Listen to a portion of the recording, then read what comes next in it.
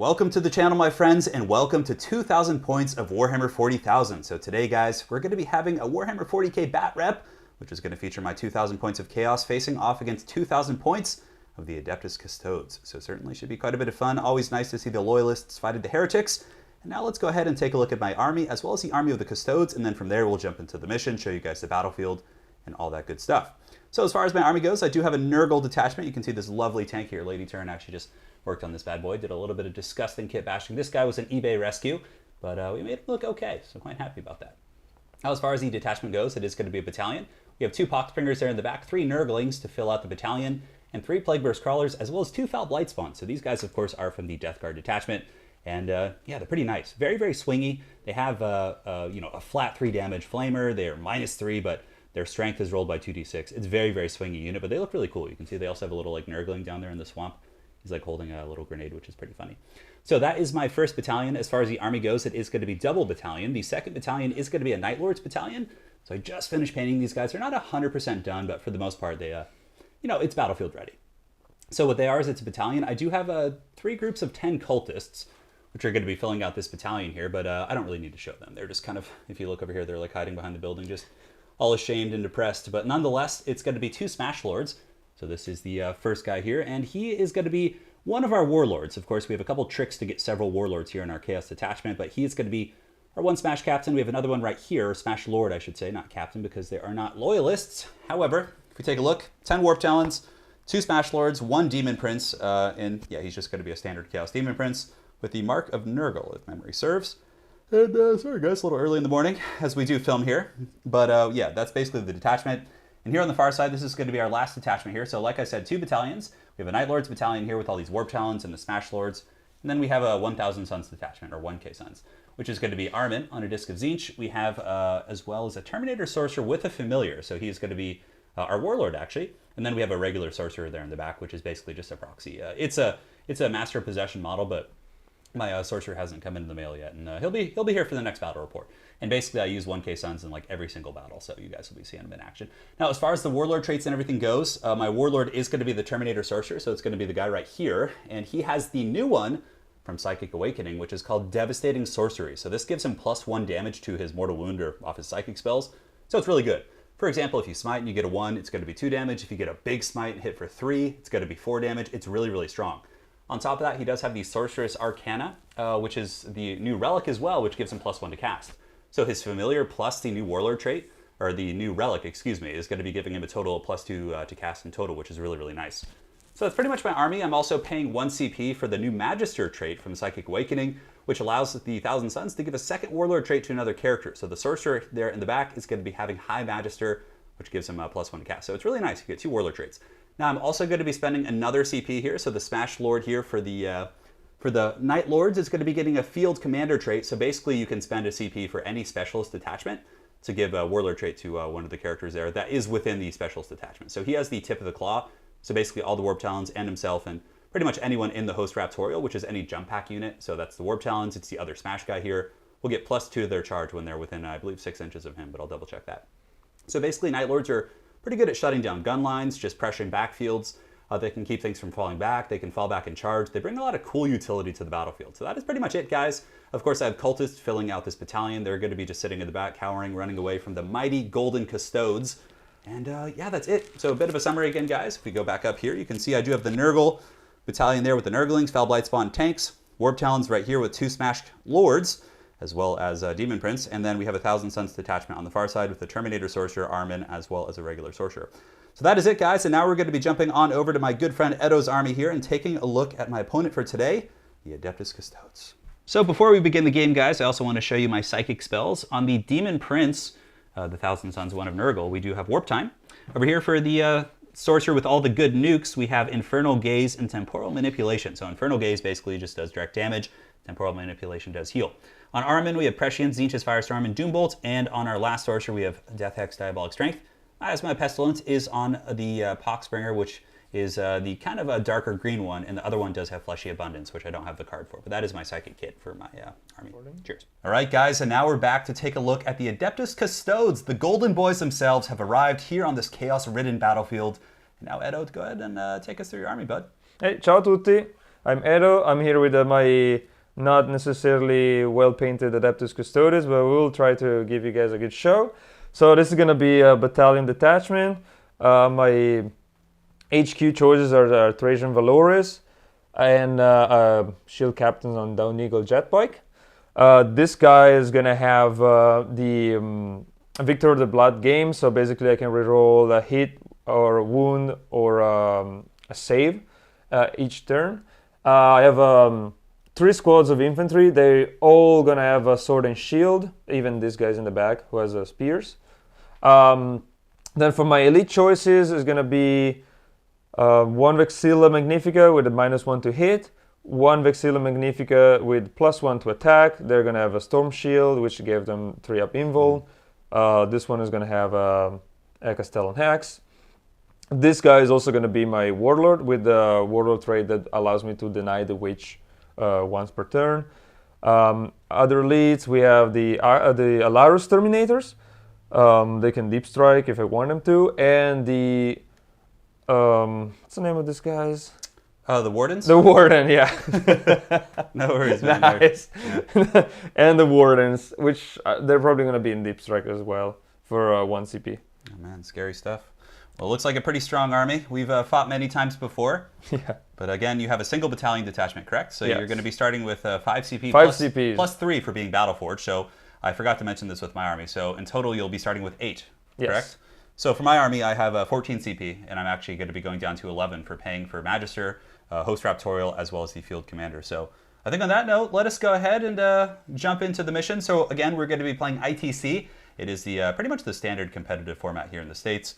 So let's go ahead and take a look at the mission. All right, guys, and now we're back with the mission. So we are going to be doing ITC Scenario 5. So recently, the ITC was just updated, and I think it's in beta right now. But again, my league, as well as many other leagues, are playing with the new missions because it's really nice. It's gotten rid of a couple things. You can no longer seize. Pretty much every game type is going to be 1 player deploys, and then the player who goes second gets to counter deploy them and get the better positioning. So it's very healthy for the game. I'm actually a big fan of the new ITC format. So for anyone who doesn't know the format, if we zoom down here and take a bit of a closer look, you can see during each round, essentially you get a single point for killing 1, a single point for holding 1 objective. So all you need to do to get a point for the kill is kill 1 during your turn, and you also get a point for holding an objective. And then at the end of the battle round, you get an extra point if you've killed more than your opponent or if you've held more than your opponent. So both armies are rewarded. An army that wants to hold objectives, that wants to kill more, there's ways for both players to essentially score. Also on top of that, there's a bonus. So the bonus is for every single mission or scenario. It has a different bonus objective, which I'll be going over in a second. So you can see my score will be here on the left, Ed's will be here on the right. I may edit it after the fact. You guys can let me know if it's an issue, but we'll do it to it. So of course we have our secondary objective. So in ITC you have the kill more, hold more. So basically just, hey, if you're killing and you're holding, you're getting points. It's a way to win the game, obviously. But what's cool about ITC is you can cater your secondary. So it's not like Maelstrom where you have to get lucky and draw the right cards. Basically, you have a number of secondaries you can choose from the ITC packet, which allow you to cater your army to fighting against your opponent's army. So the first one I've taken is called Gangbusters. I've just wrote Gang for short, but it's Gangbusters. So for every non-troop model that you basically take, I think it's 3 wounds off, or is it 6 wounds? I think it's 3. We'll double check, but nonetheless, you get a point. So his elite units, like those Terminators that have 4 wounds, they give up Gangbusters pretty well. So basically, if I take off, I think in total you have to get 24. So if I take off 24 wounds off of Terminator type models that are not troops, that have 3 or more wounds, which they do, I get a point for every 6 wounds I take off. The next one is Engineers. Engineers is really nice for armies like mine that kind of like to sit in the shadows and hang out. Basically, starting from your second turn, if you have an Engineer unit, so at the beginning of the game, you have to declare 2 non-character units. They have to be like troops, if I'm not mistaken. You have to declare them as your Engineers. And basically those guys, starting from the second battle round, will be scoring a point if they're within 3 inches of an objective, they did not cast any psychic spells, and they did not shoot. So basically you just get like Nurglings or Cultists, you put them back on an objective, and they're basically like engineering and just kind of doing some scheming back there and all that kind of stuff. Also, the new ITC packet has changed Engineers. So now if you have 2 separate Engineer units, so you're allowed to have 2 in total. So for example, if I have 2 Nurglings holding 2 different objectives, I believe 1 has to be outside of your deployment zone, you get 2 points instead of 1. You can only get 4, so obviously secondaries max on 4, but it has been changed, and I'll do my best to keep up with all the changes. It's a lot of new stuff. The next one is Recon. So Recon is basically you get a point at the end of your turn if you have 1 unit within each quarter of the table. So this is like if you split it into quarters, And if you can get a unit into each quarter, you get a point at the end of your turn. Now for Edo's army, he's taken Headhunter. Headhunter is very simple. You basically get a point for killing a character, and my army has 10 characters, so very good choice. He's also going to be trying the Postman, so going, what was that movie? Remember that movie, Edo, The Postman? No. It's like, it was in the 90s. It had like, what's it called, The Postman? It was like an apocalypse movie. Man, I can't remember. That's going back. Anyways, the Postman is a new ITC secondary. So this one is very interesting. You elect one non-vehicle, non-monster character as the Postman. And at the end of every turn, if he's within 3 inches of an objective, he collects like data on that objective or intel. So basically, you can only control or get the data from each objective once. So basically, he's like this Postman running around the battlefield collecting data on each objective. And this mission we're playing does have 5, so it's not a bad choice. It's a new one. We just kind of want to show you guys. We know it might not be the most optimal, but nonetheless, we're going to try. And of course, he took Engineers, which you guys heard me explain before. Now, as far as the mission goes, we are going to be doing Precious Cargo, scenario number 5. So you can see here we have 5 objectives on the battlefield. And before the game begins, each of us move our Precious Cargo. So basically, I moved mine, he moved his, and you just defend that. And if you control your opponent's Precious Cargo, you get a bonus point, and that is the bonus I was talking about. And on top of that, so you can either control their priority objective, which is the one they move in the beginning, or you can hold 3 objectives of the 5 on the board, and that also yields you the bonus point. So that is our ITC mission, guys. You guys can see it here. Hopefully that was a decent explanation, and now we're going to be jumping on over to the deployment and battle. So we'll see you guys after deployment, and we'll show you guys the battlefield and give you a rundown of all the good times to come. All right, guys, the deployment is done, and let's go ahead and take a look at the battlefield and kind of get a feeling of what's going to be going on this game. Now, if you look here, you can see we are doing this particular deployment, so let me go ahead and show you guys. It is the 3rd one here, so let me go ahead and zoom in as close as possible. So basically, it's kind of like table quarters with a 9-inch buffer here in the center. So that's kind of the situation. Now, Nurglings have a cool special rule where they can actually deploy outside of your deployment zone, so it's actually really good for grabbing objectives early, getting those bonus points, and basically just trolling your opponent.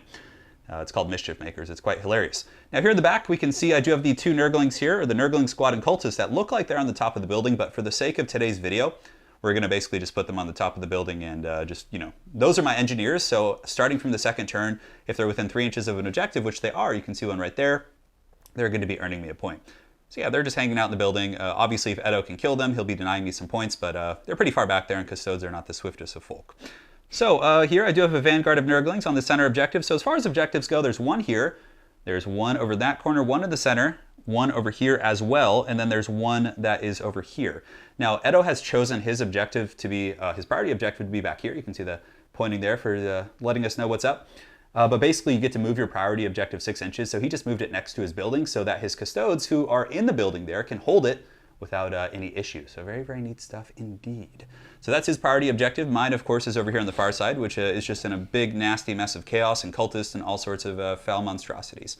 Now, as far as my other deployments go, Demon Prince of the Night Lords is hanging out back here. I have a Foul Blight Spawn and 2 tanks up there with a Poxbringer, who's going to be buffing the strength of those Flamers because he does buff up Nurgle Demons, and Plagueburst Crawlers are Nurgle Demons, which is cool. On top of that, we have Armin, the Sorcerer, and the Terminator Sorcerer behind those tanks, trying to make sure that they're very well buffered in case the Custodes come slamming into my lines. I need to be safe and secure. Over here, we have another tank, as well as another Foul Blight Spawn and a Poxbringer as well. So pressure coming from both sides. I could move through the building, but that dice right there is actually the buffer. I can't deploy ahead of that unless I have like Vanguard or Infiltrate or something. Now for Edo's army, he has troops, I think, and a Vexilla's in here. Is that what it looks like? Yeah, so, I have two troops. I'm literally boxing because I have 2 troops inside the little building and Valoris and 2 Vexillas here. So the whole crew is hanging out in that building, getting ready to come fight over the center objective, most certainly. And I fear your smite, basically. Yeah, so he's hiding from the smites, which is very, very smart. On top of that, in the back, he does have a Shield Captain. The Shield Captain is his Postman, so that's a secondary objective. So at the end of each of his turns, if the Postman is within 3 inches of an objective, he gets a point. So basically, this guy's going to be like just running from this objective, probably down here, down to the center, just collecting intel on all of the objectives, and he can also fight as well. Yeah. And what's really cool is that all of the Custodes units do have objectives secured, so he's going to be able to rip objectives from my troops pretty effectively. So that's pretty much it. I do have my Night Lords off the board, so my Warp Talons plus my 2 Smash Lords are off the table at the moment. And Edo does have his Wardens as well as his Elite Terminators, the Alaris Terminators, off the table. So both armies being very cautious, kind of holding some stuff in reserve, just kind of feeling out their opponents and from there we shall do battle. So as far as the table goes, let's give you guys a big scenic view here. You can see we do of course have some ruined buildings here, little pillboxes here in the corner, two kind of ruined L-shaped buildings here in the center, so both of us have ample cover. Basically, whenever I play, and I would recommend this for you guys, you want to always make sure that the terrain is symmetrical and fair. Also, you need to have ample line of sight blocking. Otherwise, armies like the Custodes or Death Guard are very slow armies with poor shooting, are really going to struggle. So they die. Yeah, they just die. So that is it for the deployment, guys. And now we're going to be back. And as far as, I'm not going to film the movement phase as far as like me moving the units. We'll come back after the deployment is done, give you guys a summary, and then go into psychic and shooting and all that good stuff. So guys, let the games begin. 2,000 points of ITC Chaos facing off against the Guardians of the Emperor, the Custodes, and we'll be back in just a moment. All right, guys, we're back with movement phase completed for the Servants of the Dark God. So let's go ahead and take a look.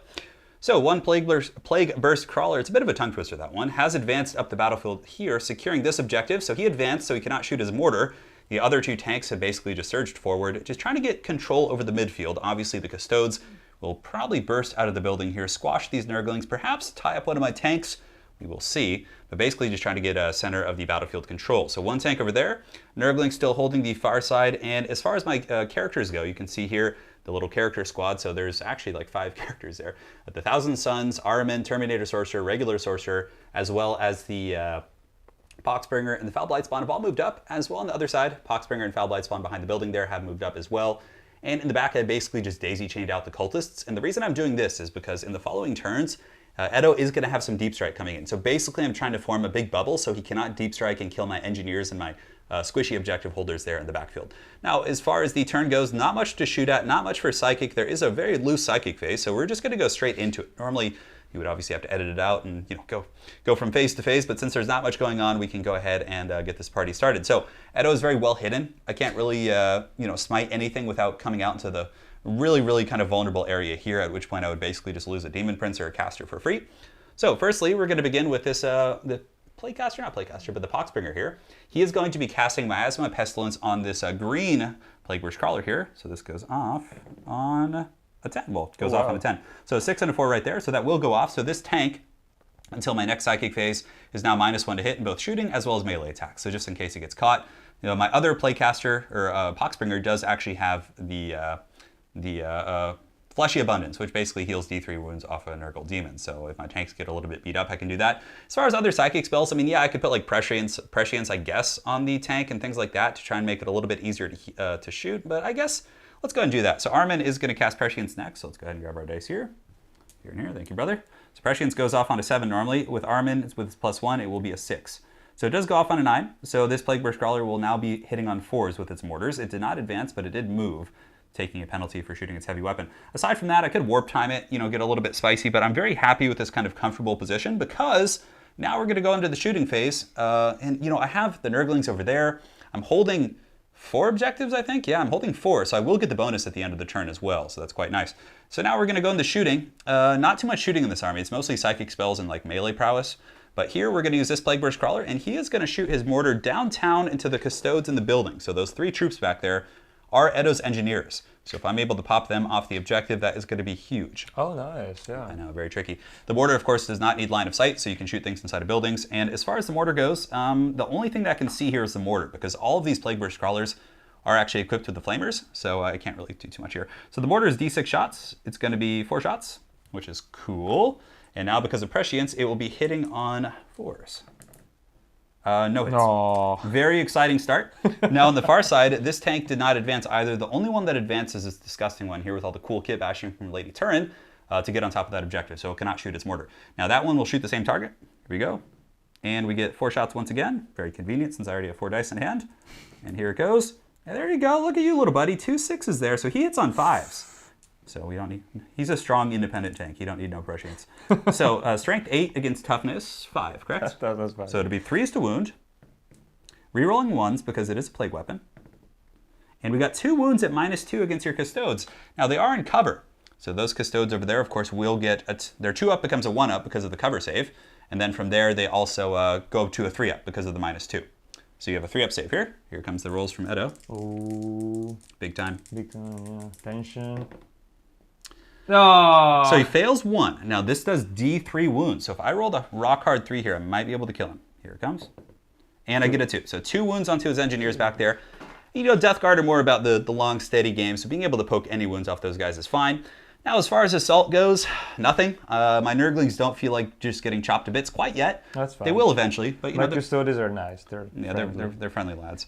So basically, movement is completed, Psychic is completed, shooting is done. There will be no assaults this turn. And now, just as a bit of a summary of my turn, I am holding 4 objectives. I have a unit in each quarter, so I have tanks here, a whole army back there. I do have Nurglings and a tank on that quarter, and then these Nurglings were able to scurry up to the quarter that belongs to Edo. So I will be getting the bonus. I'm getting recon, and I'm holding quite a few objectives. So guys, we'll be back with the Custodes movement completed, and we'll see you guys in just a second. All right, guys, so we're back at the end of turn 1 here, essentially. Well, I guess the Custodes turn. So the Custodes movement phase is completed. The engineers have opted to stay in this particular building here. The postman, aka Kevin Costner, which is going to be, I remembered, guys. It was bothering me like the whole time, but Kevin Costner has decided to kind of hang out behind this building, and basically at the end of Edo's turn with this new secondary, if he's able to sit here with this Kevin Costner character within 3 inches of the objective, which he is, he will score a point for the postman, at which point the postman will have to go gather intel from other objectives around the board. Now, as far as the rest of the Custodes movement, their army is very small, and almost half their army is off the table in Deep Strike now, so he's opted to take a very conservative kind of angle of play, which I agree with. I think it's smart.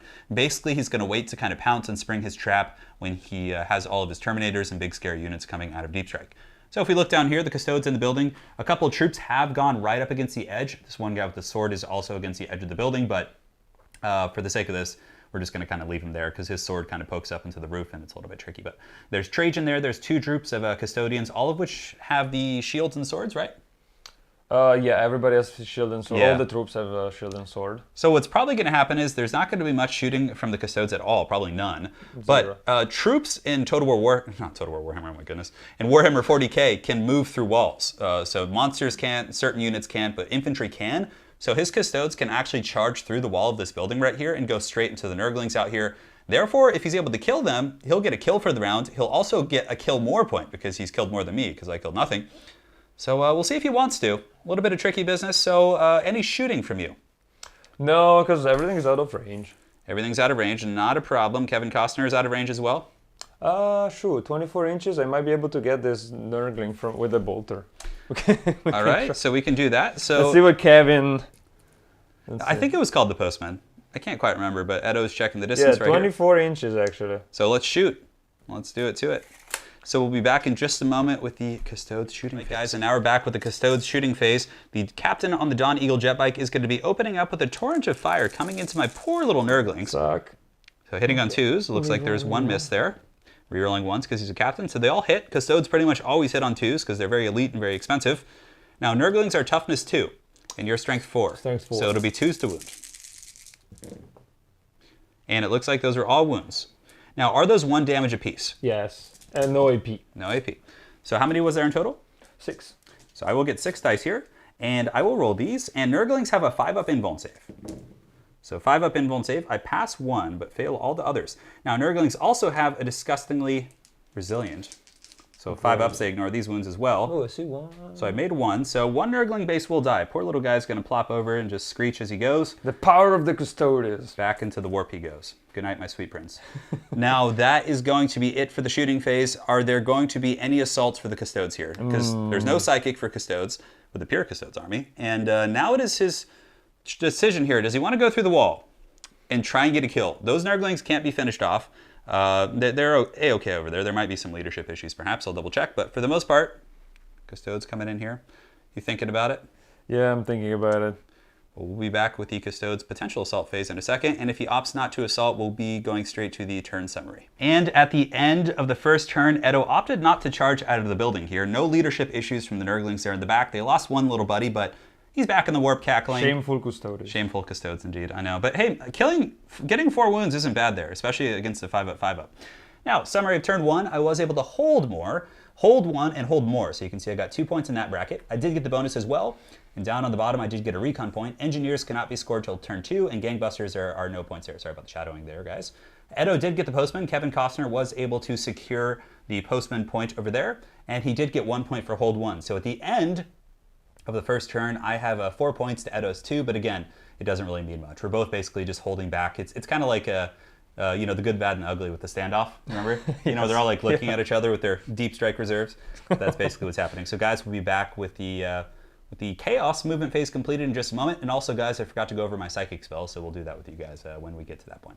See you guys in just a second, and cheers. Movement phase in turn 2 is completed for the Forces of Chaos. Not much going on. One Plague Burst Crawler has moved up to support the Nurglings, and basically I know that he can charge me through the walls and tar pit it, but I just wanted to have like a roadblock, basically, to make his deep strike a little bit more clunky and just cause some problems. So the other 2 tanks have stayed put. The cultist screen has moved up in the back, making it so if he wanted a deep strike back here, which he won't, he would have to go in the corner and like kill some cultists before he could get to the goodies, and that would give me ample time to smite them.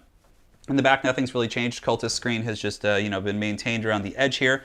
The daisy chains of the gods. Nurglings here just kind of cackling near this objective, just barely 3 inches away.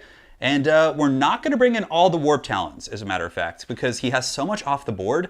I'm kind of a little bit nervous about it, to be frank. So we're going to wait for those guys to come in. So basically, I have 2 smash captains. One is my field commander, which gives the bonus to the charge, and this guy is not. So this is one of the smash captains here. So let's go around and give you guys a cool shot. It's very Night Lord's thing. Sorry, guys. I know I'm blocking the light. This smash captain here, or smash lord, has landed on this crate. And Night Lords have some really cool stratagems that they can get bonuses to charge out of terrain pieces and all kinds of stuff. So basically, I'm going to try and get lucky here. I'm going to be charging and trying to kill his engineers. So basically, I'm going to be charging in using all some fancy Night Lord stratagems from the night, Raptor Strike, all that good stuff. And yeah, is it Raptor Strike? It's the one that gives 3d6 charge. I think it's Raptor Strike, but I'll double check. But yeah, we're going to be trying to goon out his engineers, which will deny him. And also, at that point, he'll then have to send someone back here if I can kill them. Otherwise, I'm just going to be holding his priority objective, which would not be fun for him. The rest of the Custodes, of course, are in the buildings. My Warp Talons, as well as my other Chaos Lord with the Thunder Hammer, are off the battlefield. That's pretty much it. So now, guys, we're going to jump on over to Psychic Phase, which is going to be super minimal. And we'll see you guys in just a second. And now it is time for the Psychic Phase for the Forces of Chaos. Again, the Custodes very well hidden here. Not too much I could do without overextending myself. So basically, what I'm going to be doing is just using this Poxbringer here to cast Miasma Pestilence on this tank once again. Here comes the roll. And it fails on a 4. Very exciting stuff. And that will probably conclude the phase, although I guess Armin will cast Prescience on the green tank again to try and get a little bit better shooting. So here comes Prescience from Armin. It does go off on a 10. So Prescience will give that tank +1 to hit. It did not move this turn, so it'll actually be hitting on a 3, which is a record for Death Guard shooting. And aside from that, not too much going on. Demon Prince moved up on the brick. And now, guys, we can actually go directly into shooting. I don't think we need to do any cuts or anything. So as far as shooting goes, we are going to get this Plague Burst Crawler here. He is going to put all of his mortar shots into the engineers in the back building here. Okay. So let's go ahead and do the mortar. He gets D6 shots, and it's going to be 4 once again. So it's actually been 4 every single time this game. Let's get the green dice. They're probably a little bit easier for you guys to see. So hitting on 3s because of Prescience. 2 hits. Uh-oh. Not bad, buddy. And then it's going to be 3s to wound. 1 wound at -2 against your guys back there. So Edo, you can go ahead and roll this bad boy. Ooh. Does he make the save on his Custodian? Ooh. Probably not. Hopefully not. Yeah. A rock hard erect 6. So next, this tank did move, so it is going to be taking a penalty. So D6 shots against those guys in the back. The other weapons, of course, cannot see anything. Can you leave my guys in the back alone? I'm trying to kill your engineers, man. Gotta prosper. So this is going to be hitting on 5s because I moved. No hits. And then the last Wait, don't you have a reroll 1? No, the reroll is only for wounds of 1. So not for hits. Unless I had like a Demon Prince of Nurgle nearby and it was a Death Guard detachment. Next, we're going to get the Plague Burst Crawler on the top of the battlefield. They have 48-inch range on the mortars. We're going to draw a line of sight into those guys once again. Should be 48 inches. Edo can check for us. Indeed. Yeah, it should be for sure. That's pretty much like the whole table. So it's going to be 5 shots. Ooh. Rolling pretty good in that respect for sure, but Custodes are extremely tough, especially when they're in cover. Ooh, buddy. 5 hits. You're in trouble. And now it's going to be wounding you on 3s. Rerolling 1s. So 5 wounds at -2. So it might be the whole squad. You get your 3 up here. Edo is going to be rolling right in front of the camera here. Oh, sure. I see a 1 over there. So you failed 1. Okay. Also, 1 gun. No, it's D3. So he only. Well, but he has 1 wound left, so whatever. I think he only. Oh, that's right. He has 1 wound left. So 1 Custode in the building will fall. Glorious day here for the Forces of Chaos. Cheers erupt from the Nurglings and the cultists as they take out a mighty Custodian. He wanted to be an engineer because they don't want to fight, and he ended up dying. I know, it's terrible. It's just the cruel fate of Warhammer 40,000. No more shooting here, guys. That is going to conclude shooting for this Chaos Army. And now, guys, we're going to be jumping on over to the Assault phase. And now we are in the Chaos Assault phase. The Night Lord's Smash Lord here is preparing to charge. So what we're going to be doing is we shall declare a charge against both your Kevin Costner down here, as well as the Custodes in the building. I hope you don't kill Kevin. Now the Custodes in the building are a little bit further away because Kevin Costner had a nice little buffer against me here. Kevin Costner is about 9 inches away, and the Custodes are just like about 10, give or take. It's a little bit of a tricky measurement since he's up on the crate. Now, I'm going to be using 2 new stratagems here for the Night Lords. One is going to be called From the Night, which means if that you're within wholly within a terrain feature, which we are in that box there, you get +2 to your charge, and you also get +1 to your hit roll. So now the Thunder Hammer will hit on 2s instead of 3s. And on top of that, we are going to be using the Raptor Strike. So we're going to go from 11 to 10 CP. So I'll go ahead and get my CP counter here and put it in this lovely Nurgle vat. So we're now down to 9, and that one gives him a 3d6 charge. So Overwatch coming in from the Custodes right here, just from Kevin Costner. He's got what looks to be 2 hits. Well, I can reroll. Rerolling 1s. Still just 3 hits, actually. 3 hits, oh no. And this is a Strength 4 weapon? Yes. So Strength 4 against Toughness 4. So okay, I'll use. No, I won't use it. So just one wound. Use it. One wound here. So I have a 3-up armor save, 2 because of the cover, and I pass because I am indeed in cover. So guys, now it is time for the glorious charge. Let's go ahead and grab my green dice. It's going to be a 3d6 charge, needing essentially a 7 because of the From the Night. So we get a 4, go everywhere, a 5, and a 2. I know it's a little bit bright there, so that is going to be a fat charge. So guys, we'll be back in just a moment after the charge is completed. Granted, we could probably just do it here, but yeah, we'll do it after because I need to measure some things out and do some trickery. So yeah, that's a fat charge. That is a big old 11-incher, and that's what she said. And yeah, should be good. She's 11 inches. I know, it's serious business. We'll be back in just a second. All right, guys, and now we're back with the Chaos Combat. So basically with that big charge, I was able to get into the building here, and we did do our pile-in. So the pile-in, we'll just do a little bit of a fancy turn away here, trying to get away from the edge of the building. So give me that hammer, man. Come on, quit messing about. We're good. So I will start in combat. Obviously, he can't interrupt because the charging units get to attack first. And my Night Lord's Smash Dude does have 4 attacks base, +1 for Hateful Assault. So in total, he's going to have 5. Jesus. And now From the Night makes him hit on 2s instead of 3s. So here we go. And re-rolling 1s, which is good. I was almost happy. And there's 1. So they hit. They all hit. So that's 5 hits. Strength 8 against Toughness 5. So it's going to be 3s here. So we fail 2. So that is going to be 3 wounds at -3. So every one of these you fail is a dead Custode. So you get, wow. You get your 4-ups here. That's like I can feel the heat of this. You feel the tension. Oh my god. No! Oh, mamma mia, you failed 2. So should I spend a CP and reroll 1? You can spend one of your question. 2 1s and a 5. You can spend a precious CP to reroll it, or the Night Lord Smash Captain with his grimdark hood. Well, you guys can't really see it from here. Is going to smash those foul servants of the Corpse Emperor. Damn, 2 1s. So how many CP do you have? 5. You have 5, so this would put you down to 4. That would, yeah. Shit. It's a stressful situation to be in. Custodes players are always very strapped for CP. Indeed, yeah. It's a 4-up, so it's a 50-50 you pass here. So we'll be back after he decides. It's a 5-up, actually. Sorry, it's a 3-up. Because I have the shield. Oh, you have the Storm Shield. Oh, man. Yeah. Okay, so that's even better. Yeah. Okay, maybe we'll just hang out. You want to think for a minute before we come back? Yeah. All right, we'll be back in just a second with Edo's decision. After much deliberation and tension and drama, Edo has decided to use one of his precious 5 CP to try and save this Custodian. Now, 1 is pretty much guaranteed dead because it is a flat 3 damage on the Thunder Hammer. However, and let me go ahead and inform you, I do have a way because this guy is Mark of Khorne, so if I pay 3 CP, I can fight once more. I'm just letting you know before you decide if you want to go fully through with this. I am myself at 9 CP. It would put me down to 6, which is... yeah, you have a lot of CP. I have 9, so depending on the circumstances, I may fight again at the end of the phase. Yes. Damn it. Should have told me early so No worries, it just occurred to me as we were about to do this. Because now I have to do more thinking. No worries. So Gosh. I know, so that you can see the Smash Lord and the Custodes hanging out here. 1 has been hammered, his skull cracked by this mighty Night Lord. In midnight, clad they come. Well, I'll go ahead, just so I don't want to do any more thinking. So here's the reroll. He needs a 3-up.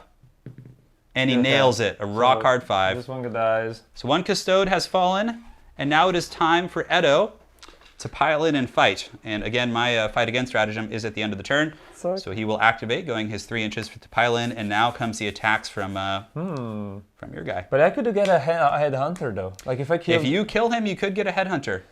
Because if I spend another CP, putting it down to 3, which is not really ideal, I could actually attack. I could give this guy as plus many attacks. 2 attacks. Yeah, plus Avenge 2 attacks. the Fallen. Yes, which would give him like 5 attacks, but I don't know if it's gonna be enough to kill you right now. It could be if I roll bad, because I have a 4-up invulnerable save, being a Chaos Lord. But then in my turn, I could still. Perhaps so. Perhaps so. Perhaps so. It's a hard choice. You're a little bit strapped for CP. How much does it cost to do the teleport Homer? 3 CP. So you will literally be out. Well, I can get between back. 1 to 3 back for Trajan. With Trajan Valoris. Okay, so the plot thickens here. The plot thickens. So it is up to you, and we'll be back once he decides what he wants to do. So now, my friends, we're back in the combat phase. Edo has opted not to use Avenge of the Fallen, and he is rather going to go for the 3 attacks on the Custodes, hitting on 2s, but re-rolling 1s because of the Captain Kevin Costner outside. That's a good roll for the wound. So you hit with all, which is great. Now this will wound on 3s. 3s. Whoa, 3 wounds. 3 wounds. He could kill me. Now, I have a 4-up invuln. He is basically using a power sword. He is modeled with a halberd, but all of his guys, for the sake of the game, do have the goodies, the shields, whatever it's called. Sword and shield. Sword and shield. 4-up. I pass 1, fail 2. Ooh. So that is, what, 2d3 damage? Yes. So I probably will CP here. Okay. And try and keep 1 alive. It's a very, very tight moment. So 4-up here. Ah! Off the table. Sorry. It was a 5 on the floor. It was so loud, too. Oh, that one fails. So 2d3 coming in from Edo. Let's see what he's got. I'm down a CP. Ooh. Here comes the roll of the gods. Ooh. Oh! And the rock hard 6, the Custodian slays the fell heretic. The Chaos Lord falls.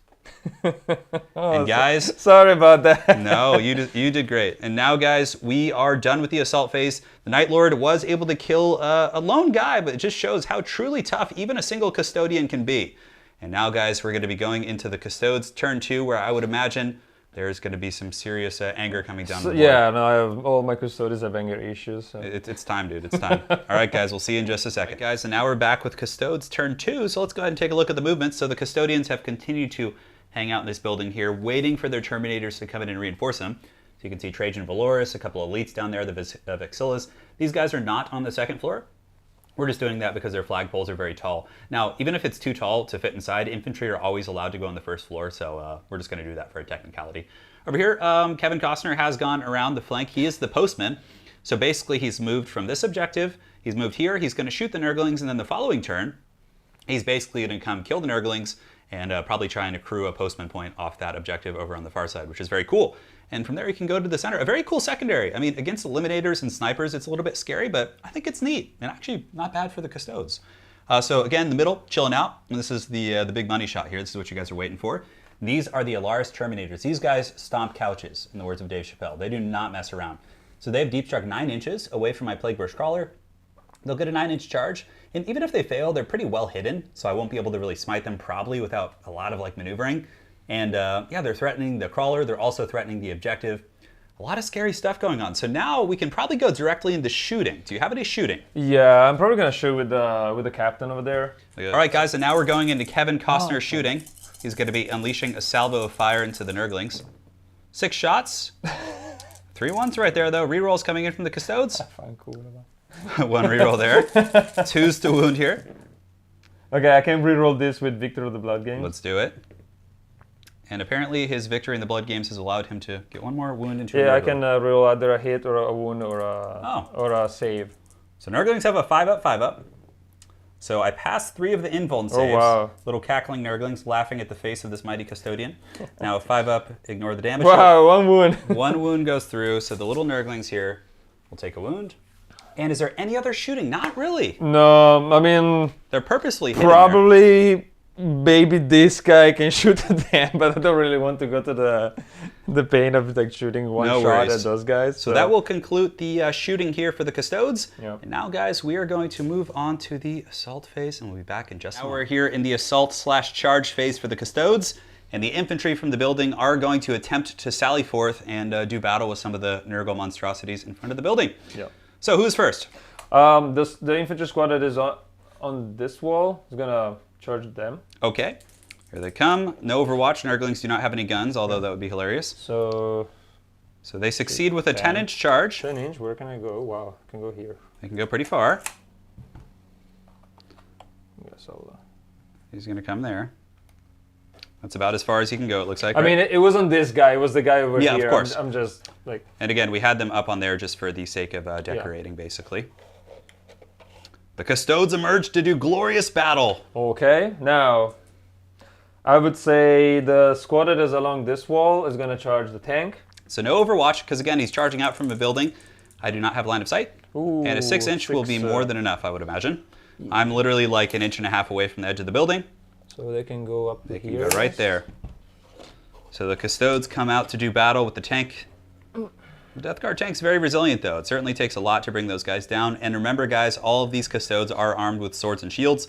They are not with the halberds. We're just kind of trying out some of the different builds today, so don't mind that.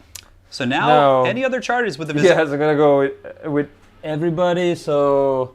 Hold on. You're going in balls deep here, huh? Yeah, well, I need to move them out, I guess. Fair play. Mr. Axe over here. Bruce Banner with the axe is gonna charge the tank. Charge the tank, as well as Bruce Banner without the axe. Okay. Ooh. That should be enough. 5. He's on the first floor. That is most certainly within 5 inches. Yeah. This. Very good. Valoris as well. Forgot about him back there. Yeah. Where is hiding? Ooh, 12 inches. A rock hard 12 from Trajan. The old man wants blood. And I guess I'll do the Bruce Banner. And he is declaring Nurglings and tank, I'm guessing. Well, actually, you know what? Maybe that Bruce Banner, I'm gonna keep in. Yeah, just keep him safe. Yeah, because I'm expecting a lot of smite next turn. So, oh, and then let's try to do the charge with this guy. Oh no, this is the only one that really is stressing me out here. They need a 9 to get to the tank. Here comes the charge. The tension is palpable here in this room. Edo. And it's a 5 and a 1. So, Edo has the option here. He can re-roll the 1. He would need a 4-up. It's a 50-50 chance on a re-roll, or he can just kind of chill out knowing that I can't really angle him anyways. It is his choice. We'll find out here in just a moment. Now, as far as your CP, you have 4 left. I'm 4 left. I'm currently sitting on 8. A very, very tense situation here on this battlefield. Because I need, what, a 9? You would need a 9. So if you re-roll that 1 and get a 4-up, you would succeed. A 1 through 3 will be a fail. Shit. I know. What is it going to be, Edo? What is it going to be? We can always come back if you'd like a minute to think about it. Yeah, you know, I take a long time to think of everything, so I might... We'll survey the battlefield. Demon Prince awaiting to do battle with some of the Custodians. In the back, of course, all the sorcerers and psychers here of the Thousand Suns and mixed chaos forces. We have the Foulblight spawning here. That's pretty much it. And of course, after this assault phase, we'll go into combat, and yeah, we'll be back in just a moment with his final decision. All right, guys, and now we're back here in the assault phase. Again, we had the big drama, and Edo has decided to re-roll. So he rolled a 5 with his 1 dice, and now this is his re-roll. Remove everything else so you can focus on one. A 4-up gets him in combat with the tank. Here it comes. Ooh. The tension is palpable. I could cut it with a knife. Whoa! A rock hard erect 6. The Terminators mean business, and this tank is not long for this world. So 10 inches? No, how much is it? 11 inches. 11 inches. Yeah, well, I guess I can take all these. You can basically just get wherever you like. So at this point, guys, we're going to do the pile-ins and all that fun stuff, and we'll be back with the combat in just a moment. All right, guys, and now we're back in combat. So the Custodes here, the Terminators will be the first ones. They are going to pile into the tank. So there are 6 of them. Each of them have 4 attacks. And these guys are meaty. I mean, they have 4 wounds apiece. They stomp couches and are very, very scary. So Edo's doing a nice little pile-in here, getting all of his troops ready to karate chop this tank. It could potentially blow up and do some decent damage in return, but again, I think it's worth it for him because he steals this objective. It puts a lot of stress on me. And yeah, I mean, basically at this point, Edo will probably hold more of this battle round too. I mean, he gets this, he gets the center. I hold this one, and of course I hold my priority objective back here, but for the most part, Edo's putting some serious pressure on my army, so let's see how this goes. Let's see what happens. So these guys are hitting on 2s. No rerolls though, because they are... No rerolls, so... They're alone in the realm of chaos. So a couple 1s in there, it looks like. Not too many. Where is the other one? No, just that one. No, okay. Just 1. So really good hitting there. And now the strength of these halberds they have is 8, so it'll be 4s here. This is the hard part. Plague Burst Crawlers are very tough. So he's going to go ahead and pull all the misses there. We'll actually pull all the succeeds. Or whatever, we can do both. No, it's all good. Works out just fine, brother. 4 and then a 4 on the bottom. If I had... So if you had a captain nearby, so go ahead and hand me those dice, and we'll just roll it right here in front of the camera. Sack. So these are AP 1 million Minus thousand. 2. So it puts me directly from my 3-up armor save to a 5-up. I have a 5-up invuln. So if we could go ahead and pull the 5-ups, which I think there's only 1.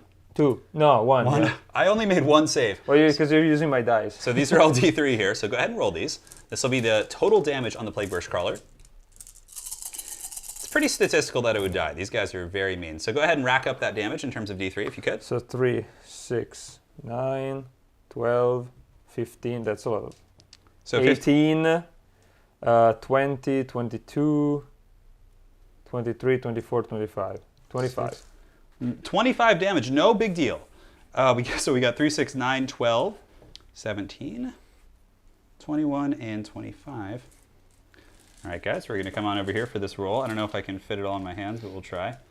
I don't have small hands per se, but they're not big either. Do you need help? No, I'm good. So here's the saves here, the disgustingly resilient. So 5-ups ignore damage. So we have a couple here. I see some saves in here. And so that's 4, 8, 12, and the tank is destroyed, crushed by the Custodians. Now you're going to spend And now, my friends, I'm not going to auto-detonate it. Why because not? it wouldn't even kill one. It would just kind of put a scratch on him. No, but you should auto-detonate. No, I'm saving my CP. So on a 5-up, the tank explodes. And it does not on a 4. So we will pull the tank, and the Custodians, of course, can do their consolidate move if they want to, but I would imagine they're going to hang tight because they want to sit near the objective. But I mean, it doesn't really matter, right? Like. So we'll go ahead and do that after, off camera. Oh, yeah. So let's go ahead and do these 3 Custodian troops here into the Nurglings. All right, so these guys. You're more than happily getting that objective. Okay, let's see what's up. So I think they're not 6 inches from this guy. Ah, fuck. So should I pile in with the? Maybe. No, we're already. No worries, brother. Should be enough to kill some little. Yeah, you're right. With Trajan as well. So 6 and 9. So they have 3 attacks each on the Custodes with these swords and shields here. A big mean strike coming in from the Custodes. Okay, whole hit. They all hit. Looks great to me. Trajan, of course, gives rerolls. Strength 5, so hitting on 2s. Hitting on 2s. Rerolling 1s. So only 1 fail. So how many you got in total? 8. Got 8s. 8. So we'll take 8 dice here. And these are invuln saves. So I pass 4 of them. Pretty good, actually. So now you need to do these 1 at a time, because Nurglings only get their feel no pain against 1 damage. So go ahead and do 1 here. 2. So 2 damage, so 1 Nurgling just takes 2. 3. 3, so that'll finish him off. 2. 2 goes back to him. And now there's how many more? 1. 1! So he gets a feel no pain, which I do not make on a 4. So this Nurgling has 1 wound left. So the Nurglings survive in combat. They're very durable little creatures. And now, guys, I'll be back in just a moment after we change the battery. And next, guys, Edo is going to be piling in with these other sword and shield Custodians to do battle with the other Plague Burst Crawlers. Perhaps learning from the example of the Alaris Terminators up on the far side of the battlefield that absolutely karate chopped my other tank. Well, those are like... Yeah, these guys are Walmart kind of version of the Alaris, I would imagine. Yeah. Still very tanky. Oh, hold on. I have more. 1, 2, 3. Because I'm near this Vixilla that gives them like a +1 attack. So this guy with the banner basically gives a +1 to the attacks characteristic of these nearby guys. So here comes the attacks here. Rerolling 1. Rerolling the 1s. Everything looks good. And these are strength 5. Yeah. So this will be 5s to wound, actually. Strength 5 wound. against toughness 8. Couple, though. Rerolling 1s because of Valoran, or Valerie, or Valoris. he goes by many names. So attack 4. So 4 coming 4 in at hot. -3. 4 at -3, putting me to my 5-up save here. I pass 2. I fail 2. So 2d3 damage. 2 and 1. So it looks like it's going to be 3 in total. Feel no pains going in. And I pass 1 and fail 2. So this Plague Burst Crawler goes from 12 down to 10. So who is next? Next, I would say, well, we can do the... Want to do Big Papa? Yeah, let's do him. Trajan Valoris coming in deep. Going to be piling into the tank here. Trying to work that guy down. And let's see how this goes. All right, so he has 6 attacks. because of that guy. And also he has the little Misericordia, which I don't know how much damage you can do. I mean, it sounds cool. No, it's just like a stupid little dagger. Just shanking my tank. Yeah, shanking It's his prison shank. Sack. Okay, all hit. They all hit. Now, strength 10, so I need 3s. 3's coming in here. Re-rolling, beside this one. Re-rolling. Reroll the 1, right? 1. So 3 wounds so far. Yeah. So 3 wounds in total. He fails the reroll. So the tank gets a 5 up. And I pass 2, fail 1. Okay. So it's D3. 2. 2 coming in. And I take 2. So down to 8 on this tank. Jesus. They're very hard to kill. Your Terminator certainly made a good Well, mistake. there's shit tons of attacks. So are there any more attacks? I do not believe so. Yes, this guy. Oh yes, Bruce Banner. How can we Bruce forget? Banner. Does he have an axe too? Yeah. He has an axe too. This guy has a shield. Okay. So Bruce. Bruce, the hero of Gotham. Rerolling 1.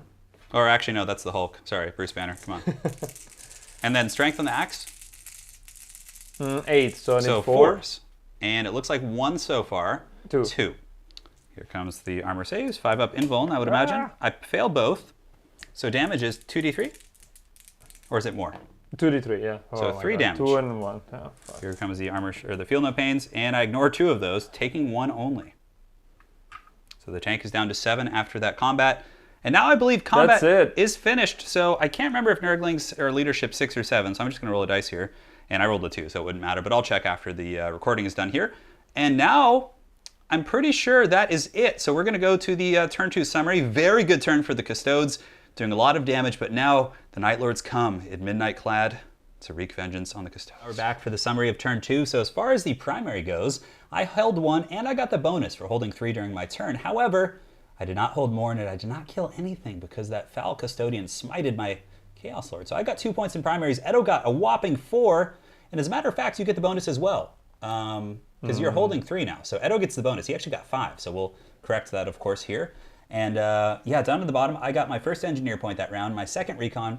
Edo got a headhunter for killing my Chaos Lord, a postman for Kevin Costner doing his thing in the first turn, and of course he's back here preparing to come for his second postman. He's got to deliver that sweet mail.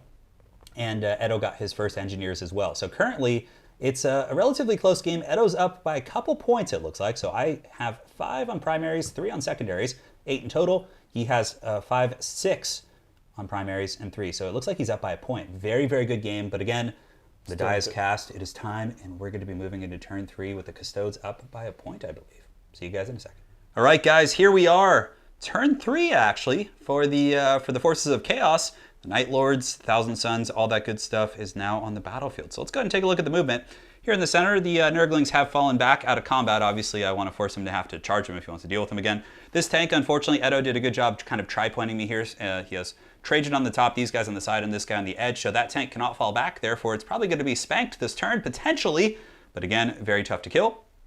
2 foul blight spawns have moved up. So they were kind of over in this general direction. They advanced up, and they can advance and shoot their flamers against these 3 Custodes right here. And the Thousand Suns Goon Squad, Armin up in the building here, Sorcerer and Terminator Sorcerer down here as well. And that is basically kind of their jam. They're going to be trying to smite spam and take these guys out. The Demon Prince has moved up from the rock here, or the tank, and he's basically going to be trying to smite and do combat with those guys. And the Warp Talents of the Night Lords, let's go ahead and do a zoom in here. You can see they're all back here.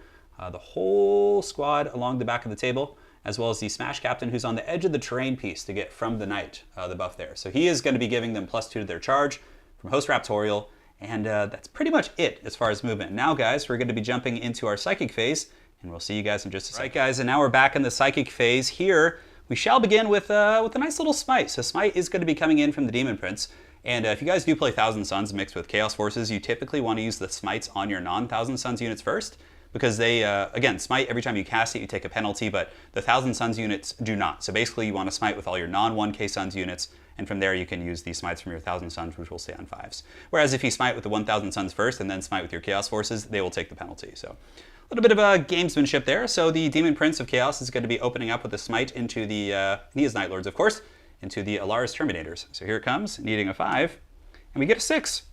So 6 is going off. And as far as the wounds go, I do not believe you're going to be denying, right? No. Okay, so here comes. It's going to be 2 wounds. So it's D3 damage, so 2 wounds on the Alaris Terminators. So 6 up. 6 up. No. And he takes 2 on the Terminators. So using this for something? No, And he'll mark that there, which is not a problem. which is not even in cohesion. Next, we're going to use this little Nurgle caster guy. He's going to smite as well, needing a 6. So that is the Poxbringer right here. He gets a super smite. Super smite. So that's going to be actually D6 damage for 3. So 3 wounds going right there. Now he ignores these on 6s because he's Custodes and all that. So he takes still 2. dies. So kills 1 Terminator. But they spill over, right? So it's not a big deal. He is all good. Next, we're going to go ahead and do the devastating... Actually, no, we got to do this guy. He is going to... you know what? He's actually going to do Fleshy Abundance on this tank right here. So on a 6, I heal D3 wounds. So this... Wait, is it the only one I have in 6? I might try to deny you. Yeah, you can try and deny this one. Well, how many other stuff does he have? He has 1 spell. What is that's it? Yeah, he can smite or cast Fleshy Abundance. Yeah, because I think I'm out of range of everybody else because I'm so nicely placed my anti-smite guy. So yeah, well, I'll try to deny just because. Fleshy Abundance does go off on a 7, so you can try and deny it, needing an 8. 8. Well, I need a 7 because I'm +1. Okay, so 7 then, yeah. And you get a 7. Yeah, okay, so it is denied. I do not get to heal my tank. Haha! Well, big win for the Custodes. Big win, boys. So next, it's time for the big business. We're going to go ahead and do the Devastating Sorcerer. So this guy has +1 damage Warlord trait on his Mortal Wound stuff, and he is going to smite to the Alaris Terminators. And another he gets a super smite. Oh, no! Baby. D6 +1. You get a 6 is like horrible, even a 5. So 4 in total. 4. It's basically one dead if I don't make 6s. I make 1. And he lives with 1 wound. What a hero of the people. That Custodian is not happy. Next, he's going to cast Infernal Gaze, which is goes off on a 5, and he does not get the +1 from his familiar, so I need a natural 5. We get a 7. So how this works is I roll, let's go ahead and grab this dice here. I roll 3 dice, and every 4 up is a mortal wound. So 2 mortal wounds +1 from the Devastating Sorcery, so 3 in total. And so it one, kills 1. And 1 gets 2 wounds, right? Yes, correct. Suck. So of course, Edo pulling to make it so it's a little bit harder for my Night Lords to get into combat. Currently, they still have a 9-inch charge, but if he pulls this one right here, it'll basically put me up to probably like a 10-inch charge on those guys. If you keep smiting, I might have to pull the entire squad. So currently, Terminator Sorcerer is done, and next we have Death Hex doesn't really help because they have 2-up saves and all my weapons are -2, so it's not terribly useful. What we're going to do next is we're actually going to get the other Sorcerer and cast Diabolic Strength on the Demon Prince. So this goes off on a 6, gives him +2 strength and +1 to his attack profile. Which one is casting? This guy right here. Matter. Okay. So Diabolic Strength is active. You guys can see the card here. It gives some good stuff to Heretic Astartes. So he is done, and now he is going to cast with his other spell just a simple smite into those guys. So here comes the smite. Goes off on an 8, D3 mortal wounds for 2. Suck. No. And it kills 1 more Alaris Terminator. So perhaps a little bit of overkill putting the Warp Talons over there. I always underestimate my psychic prowess, but that's okay. It's the nature of the beast. They still have a 10-inch charge, which should be very doable considering all the buffs I have. So now we have Armin. Armin is actually going to put Prescience onto the Demon Prince here. So let's go ahead and do this. Oh yeah! And it goes off on a 9. So now the Demon Prince is +1 to hit, which means his Death to the False Emperor goes off on a much easier roll. So looking pretty juicy over there, boys. Very, very happy. So clearly probably a mistake with the Warp Talons, but you never know. I could roll really bad in Psychic, and honestly I rolled pretty hot, so not going to complain there. So the 2 Sorcerers are done. Now the last person to cast is Armin. He has 2 spells left. He casts Prescience. We'll do Doombolt. Doombolt has a range of 18 + 6. Can you see if Armin is within 24 inches of these Custodes here in the center? Which one? This? Yes. Armin is this guy. Armin is this guy. Is he within 24 inches? No, it's even if I'm touching him. 24 is here. He is not within 24 inches, so next... A straight line. No worries. It's like here. You're like this much close. Armin is actually going to probably chill out on his cast for now. I could smite those Alaris. Actually, that's probably not a bad idea. We'll smite the Alaris Terminators here. So let's go ahead and grab our green dice right here. Armin is going to smite them. And he gets it on an 8, so it's D3 for 1. So a 1 wound goes through, he fails his 6 up, because Custodians have basically the equivalent of a 6 up feel no pain against mortal wounds from Psychic. Which is pretty useless. I'm not going to cast his last spell. Screw it. Let's do it. We're going to Zenith's Firestorm them. So it goes off on a 10, so we get a 6 and a 4. Super. No, it's not a super. So the way this spell works is I get 9 dice. Oh no, I remember Every what it is. 6 is a mortal wound. It's kind of a swingy one. So here comes the mortal wounds potentially, and nothing. See, so I get a miss. Oh no, 6. I thought it was a 4 up. No, that's Infernal Gaze. Oh, okay. So this one does that. So now, guys, Psychic phase is more or less completed. Everyone over here just kind of smite spammed the Alar's Terminators. Now there's only 3 left, which is quite attainable for me to kill, hopefully. And yeah, all the guys cast. And now, guys, we're going to go into shooting phase. We'll be back in just a second. Now, my friends, we're here in the shooting phase for Chaos. We already did the small arms fire. So all of the cultists shot and basically did nothing, which is totally fine and expected against the 2-up saves of the Custodes. Cultists on the other side basically weren't able to accomplish anything. They're just basically screening the Wardens who are still off the table. So now we're going to go into the shooting here using the Foul Blight Spawns. So this Foul Blight Spawn right here is going to use his 9-inch flamer to shoot the Custodes right here. Now these are a very, very fun weapon, and you'll see why in just a second. So let's go ahead and shoot here. Do I want to use any stratagems? Probably not. So the way Foul Blight Spawn work is it's 2d6 to determine the strength. So they're going to be strength 6, which is good enough. Good, because you're hitting on wounding on 3. And then the amount of shots he gets is going to be 6. Oh, rock hard 6, baby. Oh no. Yes. So 6 flamer shots going to be going into these Custodians right here, and it wounds on 3s, rerolling 1s. Rerolling 1s because it's a plague weapon, and it's a pretty cool little rule there. So I failed 2. So you have 4 wounds at -3 against those guys, putting you up to a 3-up save. Yeah, which is everything that goes in is a dead Custodes. Oh my god. So 2 of them fall. Roasted by the Foul Blight Spawn of the Death Guard. Very cool. Next, guys, we're going to get the other Foul Blight Spawn, and he is going to rinse and repeat. He is going to shoot his flamer. I don't know, actually. I don't think I could get Trajan because I think that Custodian on the other side of the tank and these guys here would be closer. Which, this guy? I'm trying to think if I should use the tank to try and roast him, and then use the flamer if Trajan would then be the closest to this guy. We can try. We can check. Let's check. See. So this guy you were talking about. Oh, yes. I have to stop moving. So we're checking the distance here. So that's like 10-ish. 10 inches, okay. And this is... no. It's the Trajan's closer. Definitely closer, yeah. Okay, so we're going to do a little gamesmanship here. We're going to use this Plague Bush Crawler, which has not moved. It's going to shoot its flamer and heavy stubber into this guy, and its mortar into the lone engineer back here. His bread must be buttered. It's been there too long. He did a good job. So flamer, 2d6 shots going into this lone Custode, and it's going to be 7, which is not likely, a lot. not likely to kill him, but it certainly has a chance. And if I can get really lucky here, that's a huge game swing. So here comes the shots, wounding on 3s because it is strength 7. We missed 2, so we get 5 wounds at -1 against this Custode here. This guy? Yes, and if Edo fails a couple here, that could be pretty big. 3 up. Ooh, he takes 1, just 1. Okay, so he's good. He's a trooper.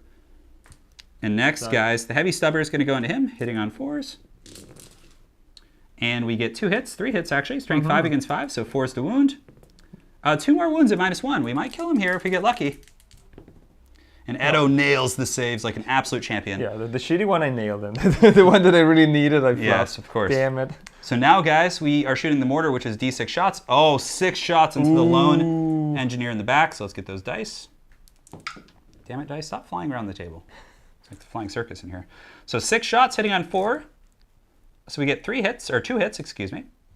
And now against the engineer, he is toughness 5 against my strength 8. So 3s, rerolling 1s. We roll that 1 because it is a plague weapon.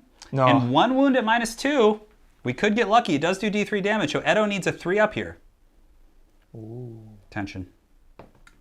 Woof. And he gets it on a 4. Very, very nice.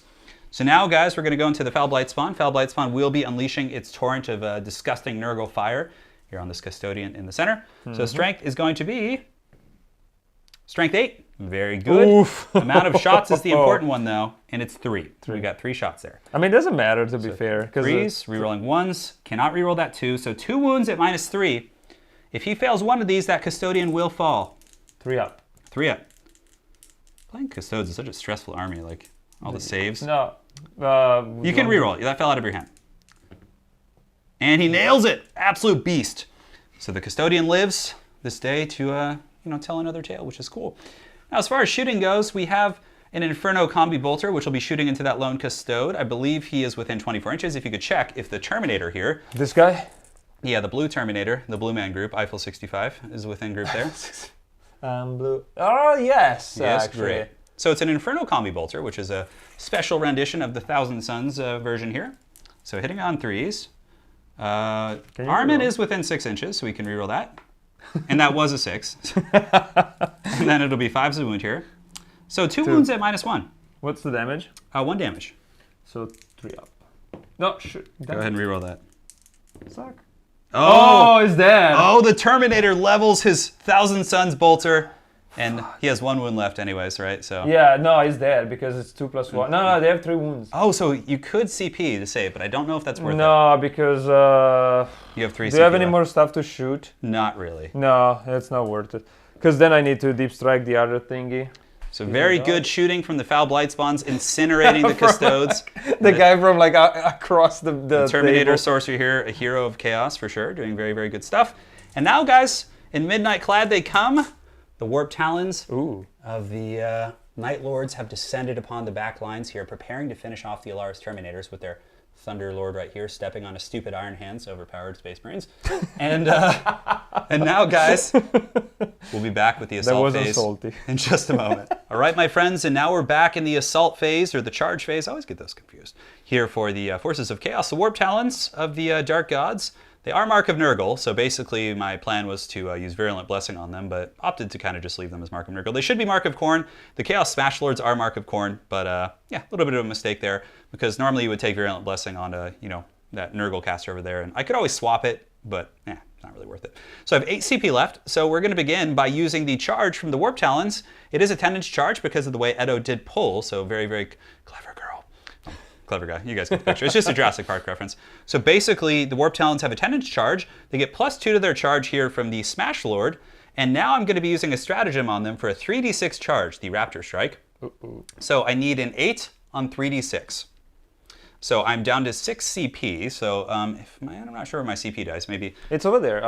yeah, if you could change that down to 6. Yes. So I have 6 CP left. And now the Warp Talons are going to be coming in for a balls deep charge against these Custodes here. So let's do it to it. And what's really cool about Warp Talons also, guys, is they ignore Overwatch. So when they come in from Deep Strike, they can't be Overwatched. So we'll use the green dice. They're more fun. Very easy for you guys to see on camera, I'm sure, as well.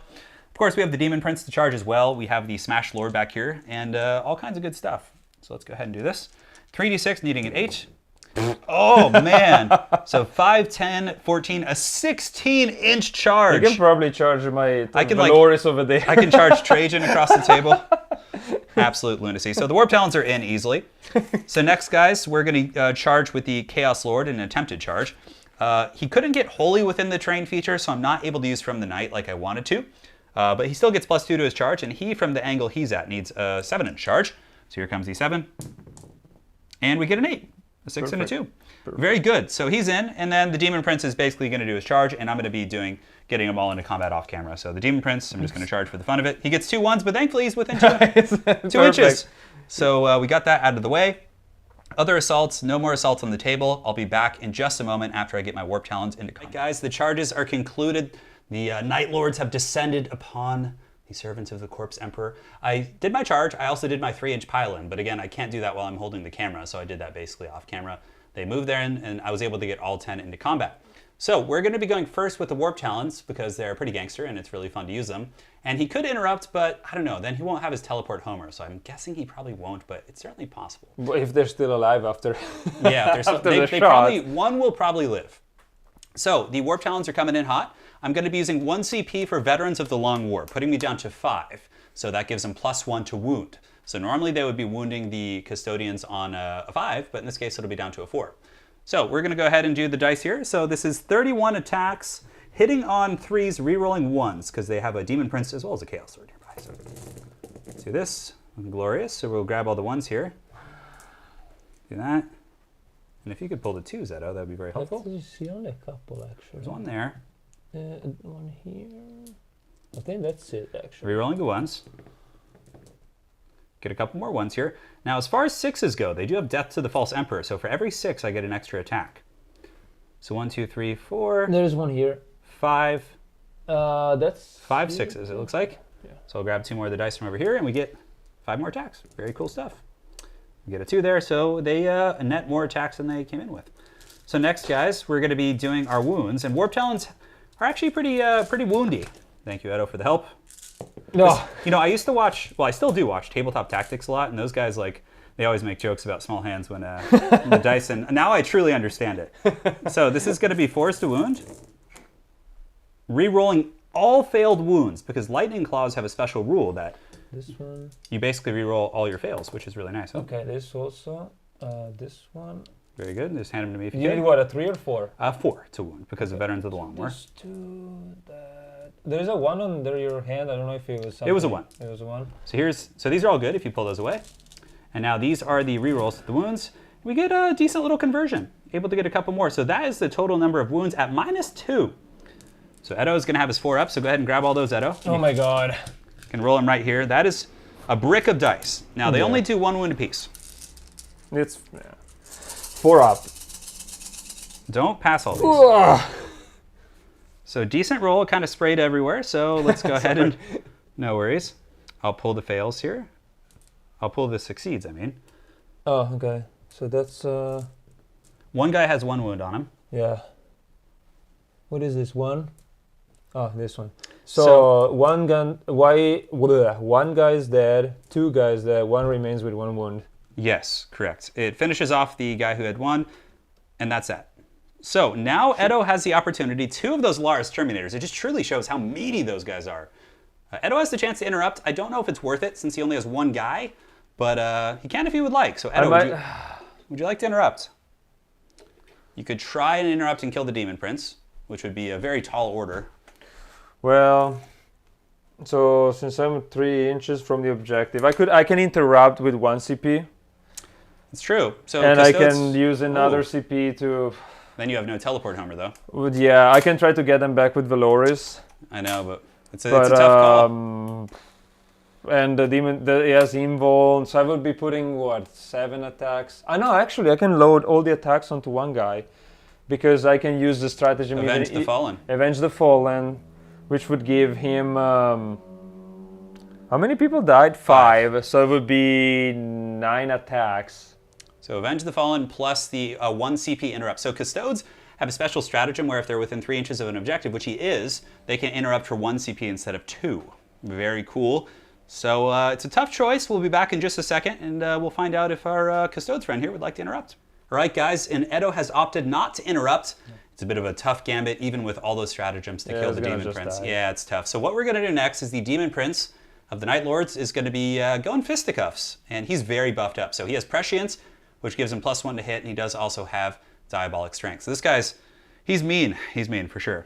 So he gets 1, 2, 3, 4, 5, 6 attacks, 7, 1 for Hateful Assault, and 1 for Diabolic Strength. So in total, he should have 4, 8, 9, as opposed to the usual 7. And he's Strength, though, well, we hit on 2s, firstly. He hits with everything, and 5s and 6s generate extra attacks because of Prescience. He is pissed off at the Emperor for some reason. Perhaps he was once a Space Marine and the Emperor made fun of him. I don't know. We don't really know. Well, the Emperor was kind of a dick sometimes. Yeah, he could be a troll to the legions he didn't like. So we get 5 more attacks. So they all hit, re-rolling the 1. Well, they don't all hit, and 1 miss. Great. So now it's going to be Strength +2, so 9 against 5 or 6? 5. So 3 still. Ooh, a fair amount of misses here, boys. Holy cow. Not very good. 4 come through in the end at -2. So 4 up. You could roll these if you'd like. I had my hopes down, but now I have my hopes up a little bit. Try and roll them together if you can. What's the damage? Flat 2. Oh, it's totally dead. And Edo fails 3 of the saves. That is 6 damage. The Custode has fallen. So of course now I can do my 3-inch consolidate if I want to, but I don't want to because I don't feel like getting closer to this mess in the middle. It's a little bit scary. I don't want Trajan to get a free charge. So now, guys, combat is basically almost concluded. However, Edo is still in combat with my tank. Oh, yeah. With all those shenanigans. How it would work is the charging units finish fighting, and then the person whose turn it is gets to start with one of their units that did not charge. So my tank here will get a couple attacks. Yeah, I should have interrupted to attack your tank. Yes, you should have. The tank hits once against the Custodes. Wait, who? This tank. Which against these Custodes here. And 1 wound. No AP. So 2 up. Look at me. Dude, you're done, bro. Oh, you got a 5. Okay. Wow. So now it is time for your Custodes to swing back into the tank.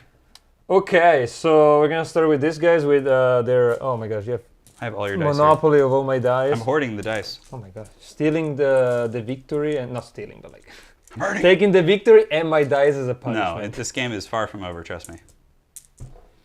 No, I was joking. I was joking. All right, so this 12 attacks with the swords, poking at the tanks. Rerolling. They all hit. And then you need Fives. fives here. This is the hard part. Yeah, well. Suck. Bah. Reroll the one because of Trajan. Rerolled into one. So I need 5, so it's 3. You got 3 in total? Yes. Okay, so here comes the 5-up invulns. I passed 2, fail 1, so it's Oh my D3 God. damage. Please, please. Yeah! The 3, feel no pains on the Nurgle tank. I take 2. No! Yes. And now the tank is down to 5 wounds, and you Okay. may proceed with Trajan or Bruce Banner. Let's do Bruce. I think Bruce has. Can I check a second if Bruce has 5 or? Absolutely. So I Edo's think going he to has check. 4 attacks because Bruce is kind of like the lazy type. Now, while Edo is checking, a couple notes. If we look at one of my secondaries, which is Recon, the Nurglings yeah. currently have this corner. If he kills the tank, he actually denies me. No, he doesn't actually, because I have Nurglings down here. Never mind. It was a really exciting narrative, but it wasn't the case. So next we have Bruce. the Banner Carrier. Okay, Bruce, roll okay. Now needing 4s, right? 4s, yes, Strength 8 against Toughness 8. So 3, it looks like. Indeed. And then my 5-up invuln saves, I fail all 3. So damage is 3d3. Oh my god. You like it. Ooh. No! So 4 damage. Fuck. Mamma mia. Mamma mia, indeed. And I passed 2, failed 2, so my tank is down to 3 wounds. Wait, how many? This has is like 3 only left. 4. Yeah, I passed okay. 2 of the feel no pains. So now you have Trajan, Trajan. is the old lazy man. The old lazy man, yeah. So he has 6 attacks. This is actually important too, because if he doesn't kill it here, then he's actually stuck in combat with the tank, and he has to spend all next turn basically You have dealing to with move it. around and do all that shenanigans. Yeah. The Night Lord's Thirst in the corner, you can see there. They're all like by the building, just being all shadowy and everything. I'm being super sport. Yes, of course. All right, so let's see. Trajan. Trajan Valoris into the tank. Here it comes. And they all hit except 1, but Trajan can reroll his own 1s. They all hit. And Trajan is Strength 8. Strength 10. Strength 10, so 3s here. So 3s with the axe and 5 with the little dagger. I hope I kill you with the little dagger, to be fair. Yeah, that would be... Oh no, a couple 1s and 2s there, but Trajan rerolls his own 1s. 1-2 is a natural fail. And he fails another one, so he gets 5 in total. 5 in total. No, Was it 4. 5? 4, oh, okay. 4. That's the Misericordia, okay. The Misericordia is with a 4. No, I need a 5, yeah. So 5-up invulns. I passed 2, failed 2. Ooh. So 2d3 could potentially kill the tank, but he's going to roll 2 1s here, so... Yeah. 3 damage. 3 now, damage. If I fail all of these, the tank is dead. And we passed 2 of them. A 6, a 6, and a 4. The tank has Lives. 2 wounds left. Laughs in the face of the Custodes I could technically pile in with Trajan and attack once more. with some CP. No, it's one of his free abilities. I don't get any CP Oh, back. but then you don't get the CP back. I don't get the CP, but You want to do it?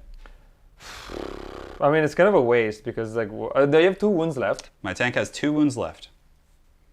Shit. I don't even know if I'll kill it, to be fair, because you keep passing stuff. Because so if I stay in combat, I might have to. If I destroy this tank, at least I get kill 1. But you would get to get kill 1, you have to kill it during your turn. Oh yeah. But it does go towards kill more. Okay. That's a fair So you're not going to do it, or are you going to do it? Let me think about it a second. We'll be back in just a sec. So Edo has decided that Trajan Valoris is going to use his once per game ability. Rather than regaining D3 command points, he's going to pile in and fight once more. So Trajan really wants to finish off the tank, because if he doesn't, then, you know, the Custodes here are kind of stuck. They have to kill it next turn or fall back. Neither situation is great. So I like this decision from Edo. Comes his rolls. 1-1 there, he re-rolls it into a 2, which is a succeed. No, it's an important one. And now it's 3s here. So, oh no. Oh shit. A couple 2s. Oh, but it's one of the Misericordia. Yes. Good hit. So we have 3 big Papa wounds. Yeah. So this is -3 and this is -2. All right, here we go. And we pass. So for your big weapon, we fail 2. So 2d3 from the big weapon. It's going to be 3. Oh my god. And disgustingly resilient. And we take 2, which is just enough to kill it. Does the tank blow up? I'm saving my CP for other things. And the tank does not blow up. So the tank has blown up, and guys, that will conclude combat for this turn. So we'll be back after, he'll do his pile-ins and consolidates and all that fun stuff, and then we'll be back with the Custodes turn 3. See you guys in a second. All right, guys, and now we're back. Movement completed for the Custodes in turn 3. So let's give you guys a little bit of a rundown. So here, of course, we have the engineer hanging out in that building on the bottom floor, getting his engineer points. Very brave soul. Kevin Costner, the postman, has come over here to smite these Nurglings. He'll not only kill them, probably, but also will get a postman point and hold that objective, which is quite nice. So very good play here from Edo in that respect. Here in the center, the Terminators, not Terminators, but the Wardens have dropped down. So these Wardens are on the first floor of the building. But for the sake of you guys, the spectators, we're going to put them on the second floor so you can kind of remember that they're there. So basically, the Custodes have a stratagem, costs 3 CP. So Edo's completely out of CP now, but within a certain range of Vexillas, it's 3. It's 6 inch. I can deep strike 3 inches from the enemy model, but I have to be within 6 inches of the Vexilla. So basically, which is Bruce Banner. Yeah, he gets like a 3-inch deep strike on these guys, literally right in the face of my 2 Foul Blight Spawns, which did well, but they've ran their time here on this earth, and now basically he's going to be charging them into the Foul Blight Spawns. So the Bruce Banner is here. Trajan Valoris has moved up to intercept the Foul Blight Spawns as well. One of Edo's secondaries is Headhunter, so clearly he's looking to get some Headhunter points here by killing both this guy as well as the 2 Foul Blight Spawns, which if you can get all 3, that's a whopping 3 points, which is really good. And that'll actually max him out on Headhunter. Over here, of course, the Chaos Forces finishing off the Terminators there, prepared to do battle. The Thousand Sun Psychers really hiding in the back, making sure to stay as far as humanly possible away from this nasty golden Death Star as we hear Wookiee scurrying about the room. Yeah, I'm just kind of hanging out here with my engineer. So now we're going to go into shooting. There's a lot of small arms fire, so basically we're probably going to do this off camera. He's going to be shooting a ton of Custodes firepower into the Nurglings, into the Plaguebringer. Or we can start with Kevin. We can do this one on camera. We'll do Kevin Costner versus the Nurglings. But there isn't much shooting because they only have 2 shots, so even over there is like 10 shots per. Okay. It's up to you if you want to do it on. Yeah, we'll see how it goes. All right, so Kevin. Kevin Costner. Kevin Costner. Okay, I guess that's hits with everything. It's with everything. Oh, so now he's shooting 12 shots he's in rapid because fire it's in rapid fire range. Yeah. So now I need what? 2. 2s. 2s. Okay. Kevin. A lot of 1s. Okay, so yeah, I guess I'll use 1. The Victor of the Blood. Yeah, to reroll. Okay, so let's remove these. Remove this. 3 there. 3 Great. there. So it's 2. I'll just take all these. Yeah. No problem. And these are 5 ups for me. Oh, that's good. Yeah, it's not bad. And then these are Feel No Pains. The Nurglings have a 5 up, 5 up. So we take 4. So it finishes that Nurgling here. And then the other one takes 3 wounds. So he's got 1 left. Almost, Kevin. You almost did it. I should be counting down, which should be correct. So now, guys, we'll do the rest of this small arms fire off camera, and we'll be back with a quick summary of the shooting phase after that. All right, guys, so just a quick summary of the shooting phase over here. Of course, Kevin Costner was able to kill 1 Nurgling, and 1 has 1 wound left. Over here, there were a couple Nurglings, but the Warden's guns actually do a flat damage, and the Nurglings have a special rule called Squishable, which means if a multi-damage weapon hits them, they don't get their disgustingly resilient. So I lost all my Nurglings there in the center, basically yielding center control to the Custodes, who currently are going to be getting a bonus and Holdmar. Very nasty. Down here, they took some shots here at the Poxbringer from the pistols here from these Custodes, and it did no damage, so he's totally fine. So now we're going to go straight into the assault phase. We do have a lot of attacks, so where would you like to start? Let's start with Kevin Costner. He needs what appears to be, well, we'll just roll and then we'll figure it out. That is fine. 7 inches is more than enough. So he'll move into the Nurgling and basically... Actually, well, I'll go here. The main thing is staying within 3 of that objective. Yeah. Because he needs to gather intel. Kevin Costner is delivering his postman services.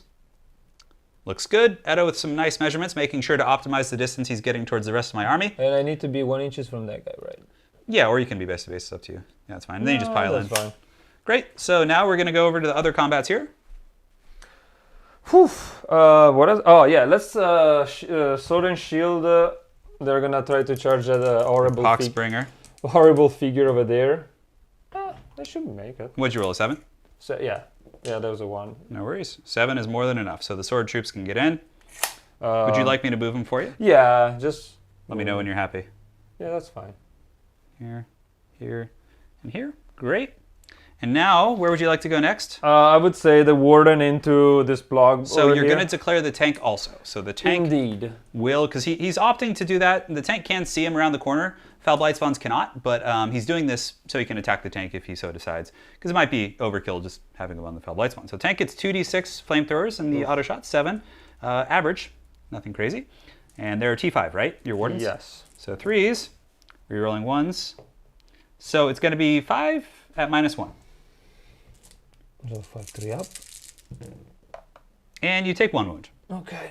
Damn it! I need to stop moving. No worries. moving So 1 ahead. wound on the warden. Now we'll Yeah. overwatch with the heavy stubbers. Did I roll? No, I didn't roll. Hitting on 6s, no hits. And the last thing to overwatch would be the mortar, but the mortar has a minimum range of 12. So if they're within 12 inches, I cannot shoot them, which they are. Yes. So now it is time for you to do your charge. So here's the snake eyes, hopefully, for my sake. We get a 5 and a 6. 11. Oh, the complete opposite. So we'll go ahead and do that charge because it's a lot of technicalities here. So we'll do that. Would you like to roll your? We'll do Trajan's charge and the other charges off camera. Yeah, I'll roll for Trajan as well. So basically, Trajan's going to declare everything The because tank, yeah. because these guys are going to tie down the tank and also tie down the Foul Blight Spawn. So we're just going to roll Trajan's charge. That's And an fine. 8. All right, guys, we'll be back after the Custodian's charge. That is going to be all their charges.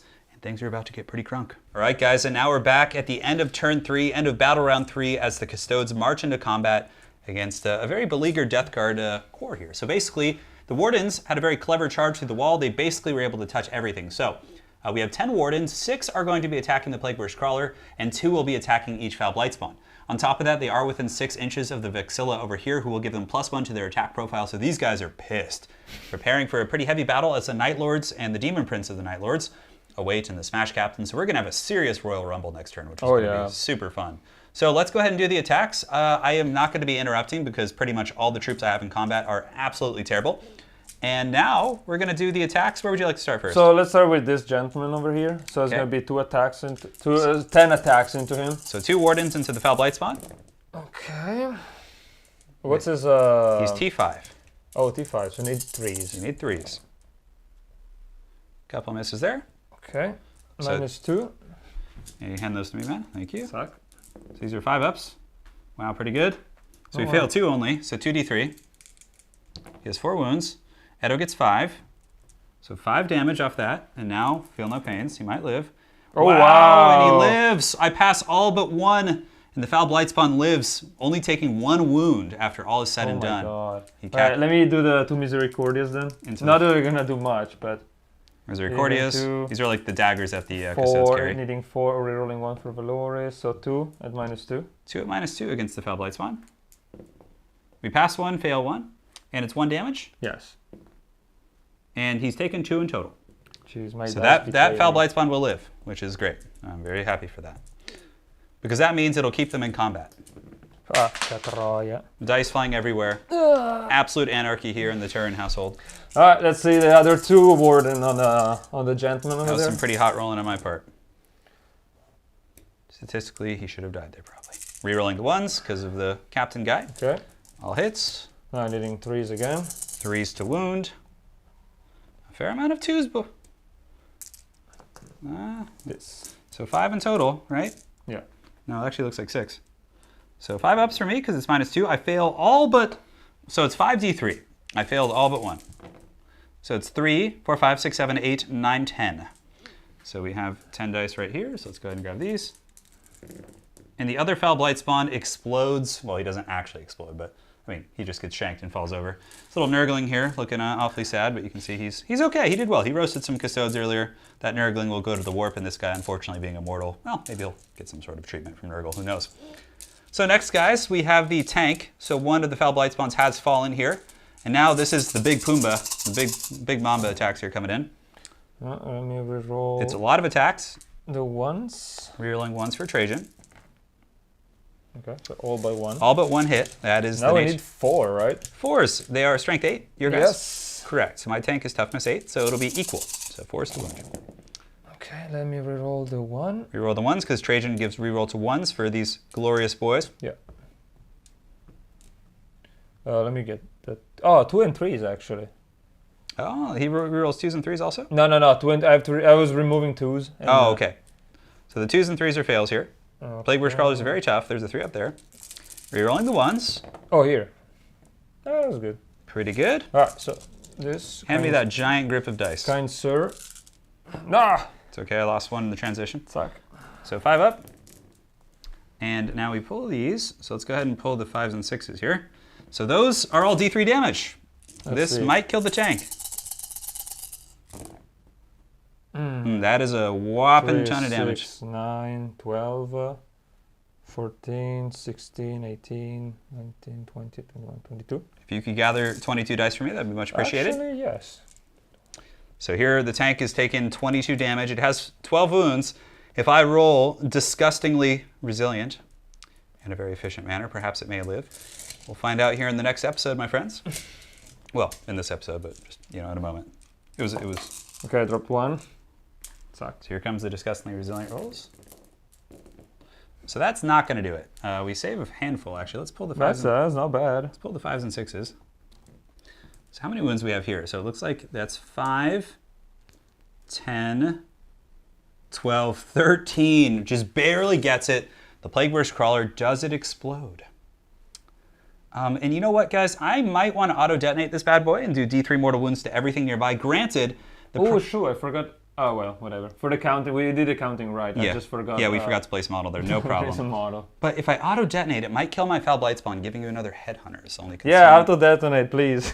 It's tempting, because it would hit Trajan and get some wounds off him, so I may auto-detonate it. I just need to double-check on a rule question regarding my detachments, because it is a Nurgle detachment, not a Death Guard detachment, but I need to double-check one thing real quick, and we'll be back in just a moment. All right, guys, and we're back, so I couldn't quite find a proper ruling on that. We don't want to delay it for too long, so I'm just not going to do it. And the tank blows up on a 5-up, because it's extra combustible. Oh! Hey, and we get a rock hard 6 anyways. So now we're going to do D3 mortal wounds to this entire blob of Custodes, as well as my Foul Blight Spawn, who has 2 wounds left. So it could be quite tenuous indeed. I hope it dies. So firstly, let us begin with Trajan. Trajan is going to take D3. Oh, the big 3 on Trajan. I have 6 up. Oh, yeah, no, those are mortal. No, never mind. So Trajan is down from 7 to 4, right? Yes. Here, you can use this. It's a little bit easier. No, that's fine. I can do this. Whatever you prefer. Yeah. So Trajan has taken 3. The Custodes, the Wardens here, will take 1. So the guy who took 1 has another now. Now my Foul Blight Spawn. Live! Survive! He takes 1 only. So the Feel No Pain does not ignore it, so he has 1 left.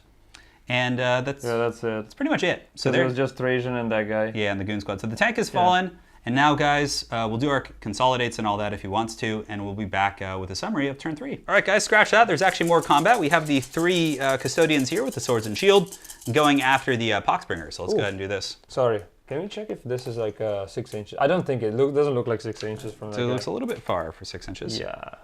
But you're more than welcome to check, brother. Just check real quick. No, it's not. Okay. So they're going to try and kill this character. This will give him a Headhunter if he gets that. So a couple 1s there, no rerolls. A little bit unfortunate. And now 5 against 5, so 4s. 4s. Pretty good. Ah. Looks like 5 wounds in total. So my Poxbringer has a 5-up, 5-up. So here's his 5-up. He passes 3, so 2 go through, so 2d3. He has 4 wounds, and you get 3, so he's going to live. 5-up, Feel No Pain. He takes all 3, though. So the Poxbringer is down to 1 wound left. And guys, that will now officially conclude combat after I fight back. So 3 attacks, hitting on 2s. They all hit, and wounding you on 5s, but rerolling all failed wounds, because it is a fancy Plague Sword. And 1 wound at -3. 1 damage only. And you're good. Fine. They have the Storm Shields. So that will conclude combat, guys, and we'll be back with the summary in just a moment. All right, guys, summary for turn 3. I got a kill. I killed 2 units, and I held 1. So I'm currently holding 2 objectives, actually, or just 1 maybe? Yeah, I think I've been backed into my corner. The Custodes have the center objective. They have this one. They have this one here. Is there one over here? Yeah, I do have the one with my Night Lords on it and 1. So I'm holding 2. However, Edo is still holding more. So you'll notice Edo killed 3. I killed 2. So he kills 1, kills more, holds more, holds 1 and holds more, and he gets the bonus for holding 3 objectives. Of course, he has this one with his Engineer. He has that one with Kevin Costner, and over here he has Bruce Banner. Bruce Banner, all the named characters. I need to come up with names for my guys. However, on secondaries, I'm doing pretty good. I maxed out Gangbusters by killing those Terminators, who of course have many wounds, so I was able to get the total amount. I get my 2nd Engineer and my 3rd Recon. So It's a pretty close game. Currently, as far as the score goes, it looks like it's 1, 2, 3, 4, 5, 6, 7, plus 11, 13, 16 for the Forces of Chaos to 6, 11, plus 6 to 17. So it looks like you're up by 1 point. Oh. Very, very tight game. And really, this is going to be the deciding tournament anyways. I have, a huge Chaos Force coming. My Psychers over there as well. So if we just give a quick look here, I have my Warp Talons, I have my Smash Lord, I have my Demon Prince, I have Armin, Sorcerers. I have to smite this. I have to take these guys out. Like, if these guys live and endure this turn, I probably lose the game. Hard to say. On the far side, my Poxbringer has lived. He'll probably fall back out of combat. But, I didn't consolidate. yeah, we'll take care of that. No problem. So that is it, guys. And we'll be back with turn 4 movement completed in just a second. All right, my friends. Turn 4 for the Forces of Chaos. The Warp Talons of the Night Lord Traitor Legion have descended from the building. Very thematic for sure. The Smash Captain has come up. The Demon Prince has come up. This is pretty much it. This is the fight for the fate of this battlefield here on some distant, forgotten Chaos planet. Indeed. Yeah, it's stressful. There's a lot at stake here. Now, as far as movement phase, I moved the cultists up here to secure that objective that the Warp Talons have abandoned. Down here, these cultists have fallen back because basically this guy's going to get taken to Pound Town. This Poxbringer here is going to get annihilated by those 3 Custodes. Here I've moved up, like I said, the Smash Captain. He's here, Smash Lord. He's coming in. Demon Prince moved up. Warp Talons moved up. Armin has flown up on this crate here because he does fly on his Disc of Tzeentch. And the other Sorcerer plus the Terminator Sorcerer back here, I basically got in line of sight on this whole area for smites. And I do have some sniping capabilities. And Trajan did also take 3 mortal wounds from the explosion of the Plague Burst Crawler. So he has 4 left. 4 left. 4 left. So exactly. I'd like to be able to kill him without having to get into combat with him, so then I can focus all my resources on this battle here. So movement is completed. Now basically we're going to go right into Psychic. We don't need to mess about at all. So I can't really get Recon right now as far as my secondaries go. He killed my Nurglings here. I don't have any resources to get over there. So as far as my secondaries, I need to get... I'm going to get an Engineers. I'm maxed out on Gangbuster. So basically it's just like secure the battlefield, go for primaries right now, and do it to it. So if we look here, we're going to go firstly with a smite on this Demon Prince. So the Night Lord's Demon Prince of Nurgle. Just going to do a smite. He has smite in Warp Time, but obviously I need to get Trajan. So here comes the roll here. Let's actually use the green dice. They're a little bit easier to see. And here we go. And he does get a smite on a 9. So you have the ability to deny, correct? Yeah, I could deny if I wanted to, although a 9 is... A 9's a hard deny. You'd have to get a 9 as well because you get +1, correct? Yes. And who has deny in your army? This guy. This guy, right? So you're within range. You're all good to go. So if you would like to, you can try. Or I could try to deny this guy. You could try. Armin has a Doom Bolt, so he can snipe with that as well as Tzeentch's Firestorm. So I have a couple ways to try and snipe Trajan, but this is only the beginning. I mean, to be fair, you won't be able to kill him because even if you... No, it's not a super smite, right? No, it is not. So worst case scenario, you do 3 wounds, which is going to leave him with 1 wound left. And then there's some sniping attempts from other characters as well. Yeah, but like, I would need like... I need to... Yeah, no, 9 is kind of hard. You're going to roll with it? Yeah, I'm going to roll. All right, so T3 mortal wounds. And we get 2. So Trajan takes 2, but he ignores them on 6s because of his Custode stuff. And he does not ignore either of those. So Trajan is down... He's taken 5 in total. That tank blowing up was really quite a boon here for the Forces of Chaos. So now we want to do our smites that are not Thousand Suns. So we have the Nurgle Sorcerer right here. He's the Poxbringer. He's going to smite into the Terminators. So here we go. And he fails. He gets a 4. I'm not going to command point that. I do have 5 CP left, but I'd rather save it for other fun things. Now this guy's going to smite here. So I've smited twice. So it goes to a 6. This needs a 7. And we do get it on an 8. So it's going to do D3 mortal wounds to these guys. I assume you're not going to try and deny that. No. And it does only 1. So on a 6, they ignore it. What? Oh, rock hard 6, baby. No, not here. I don't need the 60. Yes, use your 6s. I just wasted my get them out of the way. And yeah, so next, guys, we're going to go into the real sorcery. We're going to go ahead and start with this Terminator here on the far side. So he has the devastating sorcery, and he is within 24 inches of our boy Trajan here, and he's going to use Infernal Gaze. Outside of this guy. I think I'm outside of deny range for your other guy. It's kind of, could be kind of close, but then... It looks a little bit short. You would need to be like right there. Okay, then it's definitely out. Okay, perfect. So Infernal Gaze on Trajan, needing a 5, but he gets +1 for the familiar, so this only needs a 4. And we get it on a 5. No. So I roll 3 dice. Wait, on Trajan? On Trajan. Oh, I can target him, yeah. And each of these 4-ups here is a mortal wound. So 2 mortal wounds plus 1, so 3 in total, because he has the devastating sorcery. What are the odds of rolling 3 6s? 3 6s. Pretty low. So a 5, a 3, and a 3. So Trajan is nuked. Dead. His brain exploded by the Thousand Suns. Very Poor heavy. Trajan. Poor Trajan, indeed. Oh, what am I putting? Oh, I scared the dog. The dogs are running. Absolute anarchy. So next we're going to do the sorcerer is going to cast his second spell, which is going to be a regular smite, needing a 5. So who's casting? The Terminator Sorcerer, the same guy. Far away. So we get a 9, and you're out of range for denial, so it's going to be D3 plus 1, and only 2. 2. So one of your Custodes does have a 2 on him, so if you fail these, he will fall. So a 2 and a 3. So we do take out one of the Wardens, which is very good. So he is done casting. Now it is time for the other sorcerer here on the far side. He is going to cast a smite across the town here into the Alaris. He has no special perks, but again, it goes off on a 5. Oh, but he gets +1 because he has the High Magister trait. Yes, you gave him. So it is a super smite. Super smite coming off. Another one. Yes. And it's only 3. Okay. No, it's only 2, sorry.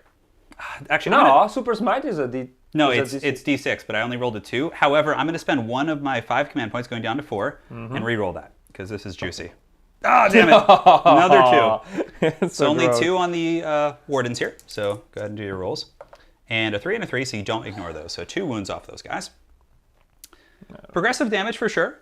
Next, we're going to go ahead and cast... I think I'm out of range to cast. Can you see if my sorcerer there is within Which 20? one? The sorcerer back here. Go Yeah, ahead. within 24 inches of my Demon Prince. Oh.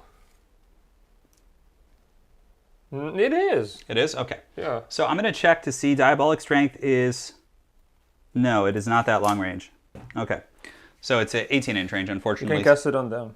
Yes, I'm going to buff up the cultists. Death Hex has a range of... Wait, could you cast it on these guys? It only affects a single model. Oh, okay. So we're actually going to go ahead and do Death Hex onto the Alaris Terminators, which only affects my Smash Lord, but it still gets rid of their invuln save. So he gets +1 to the cast here for Death Hex, and we do get it on... A super Death Hex, doesn't matter. Now, a lot of people might be asking, is this a peril since it adds up to a 12 with this +1, but it's not. It's only a perils if you roll a natural 1 and a 1. Or... Oh, yeah. So they are Death Hex. So their invuln save is now gone on the Terminators. They now have no invuln, but they still have a 2-up base, which basically doesn't affect any of my stuff except the Smash Captain, who, of course, is -3 on his Thunderhammer. So that sorcerer is done. Next, we're going to go to Armin. He is the big papa of the Thousand Suns. He is going to do a smite into the Terminators, or the Wardens here, excuse me. How much, what other powers does he have? He has Tzeentch's Firestorm, Doom Bolt, and Prescience. Which one is the... Okay, I'll let you smite, then whatever. I'll ask you before. So he gets a smite off on an 8. The other abilities he have is Prescience, which gives +1 to hit to a unit, so I can give it to the Warp Talon, to the Demon Prince, to try and make them more effective. And Tzeentch's Firestorm is the one that I roll 9 dice. And each 6 is Immortal Wounds. Okay, well, I'll let you... Okay. I'll leave you alone with that. Okay, so it's D3. It's going to be a flat 3 damage on that smite. So here comes the rolls. The Halloween dice. He gets a 6, a 4, and a 3. So it does finish off that one Terminator, or the one Warden. They just look like Terminators to me. They're so imposing. So next, we're going to go ahead and cast Tzeentch's Firestorm. Actually, you know what? Tzeentch's Firestorm is... Let's do Doom Bolts on them. Okay, Doom Bolt does D3, and it also limits their movement and stuff. D3, but like how? Mortals. So I believe I need, for Doom Bolt, let me go ahead and double check here. For Doom Bolt, I need what appears to be, sorry about this, guys, 18 inches, 24 inches range with Thousand Suns, D3. And on their following movement phase, they have half their moving characteristic, needing a 9. So with Armin, I need an 8 here.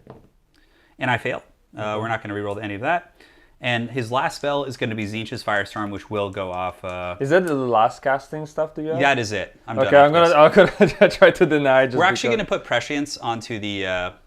Maybe I'll try to deny Prescience then. We're going to put Prescience onto the. How do we want to buff up? Probably the Warp Talons is the best. Nobody. Warp Talons and 5, 6, and a 7. Let me go ahead and double check. Prescience does go off on a 7 here with Armin's +1. He has +1 to his casts. So you just need a 7. Go ahead and reroll that. 6, 7. So you get a 7. I got a 7 as well.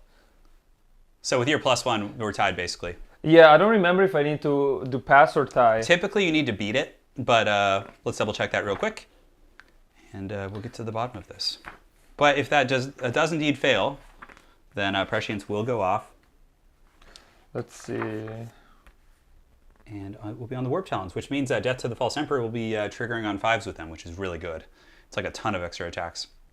So, well, it just calls deny the witch, so... Yeah, it's a standard deny, so it would not be denied then. No. All right, guys, so that is the psychic phase done. We're going to go into the shooting phase, which is going to be pretty non-existent. So probably just straight into the charge phase, to be honest. We'll shoot some cultists and loose stuff, and we'll be back in the charge phase. All right, guys, so there's not really any shooting. We had a couple loose cultists over there who weren't really in range of anyone because he has me trapped in combat there, so I can't shoot them. And over here, my Foul Blight spawn is trapped in combat. He was able to trap me, so I can't shoot with anything against those units. Not that it really matters. We want to go fisticuffs, that's our jam. So now we're going to go straight into the assault phase. Now the other upside though of him being in combat here, or essentially trapping my dudes, is that he can't overwatch me. His guys cannot shoot. So basically here I'm just going to get the charge in as I please. The Night Lords here preparing their charge, getting ready to go in there and mincemeat some of these guys, buffed up by Prescience, the magic of the Thousand Suns lending its aid to the Night Lord Traitor Legion for now. So first charge we're going to do, so we're going to go ahead and do the Smash Captain here. So he basically is like a guaranteed in, but we're just going to do it. He gets an 11. So I think I'm actually going to fly. You see, I have to kind of respect those characters over there. Part of me is like, maybe I should have just charged them over there, but it's okay. We need to kill these guys. This is like the most important thing in the game right now for me. So we're going to take him and just move him on over here, just like so, and he will charge in and then do his pile-in, of course. Next, we have the Warp Talons, so the Talons of the Warp, although maybe doing the Demon Prince next is better to make sure I actually get him in. Although no, we'll do the Warp Talons. So Warp Talons are going to declare, they're going to declare just, do I get a little bit crazy here and declare? Because if I go over there, then he can heroically intervene and probably kill a lot of them. So no, Warp Talons are just going to go here. So here comes the roll. 4 is fine. They get +2 to their charge for being within 6 inches of the tip of the Claw Commander. So we'll do the Warp Talon charge here, and we'll be back in just a second. So the charge is done for the Warp Talons. They've moved in their nice little charge there, and are quite ingrained in combat. Now we have the Demon Prince. He has like what appears to be like a 4-inch charge or something. It's very, very minimal. Hopefully it rolls a 2. No. It's a 9. Now, this doesn't come into effect often, but for each Night Lord unit, it's their Legion trait. Within, that's basically you're within range. So I believe it's a 6-inch aura. So all of your Custodes get -1 leadership for each separate Night Lord's unit. So right now they're -3 because of the Warp Talons, the Demon Prince plus the Smash Lord. Oh, fuck. So basically, if I'm able to kill enough and trigger leadership, they might just They might, yeah, especially because you already killed 3, and you're going to probably kill... We'll actually get the Demon Prince a little bit more over here, which is fine. So you can pile in a little bit more of a diverse way. And cool. So Death Hex is still active as well. So Death Hex is on your troops. Let me go ahead and pull this. And they have no invuln save right now. Yeah. I think I want to start with, it doesn't matter because the forces of the Imperium here have no CP left to interrupt with. I think I'll start with the Warp Talons. Oh, that's right. We're going to charge with the Nurgle character. I totally almost forgot about that. And he's going to go 8 and just come in here. And he's got a -3 sword. It only does 1 damage, but you never know. It could matter, right? It could, indeed. All right, great. So let us go ahead and do battle. Man, part of me wants to go with the Demon Prince first. So if you go with the Prince, he might kill...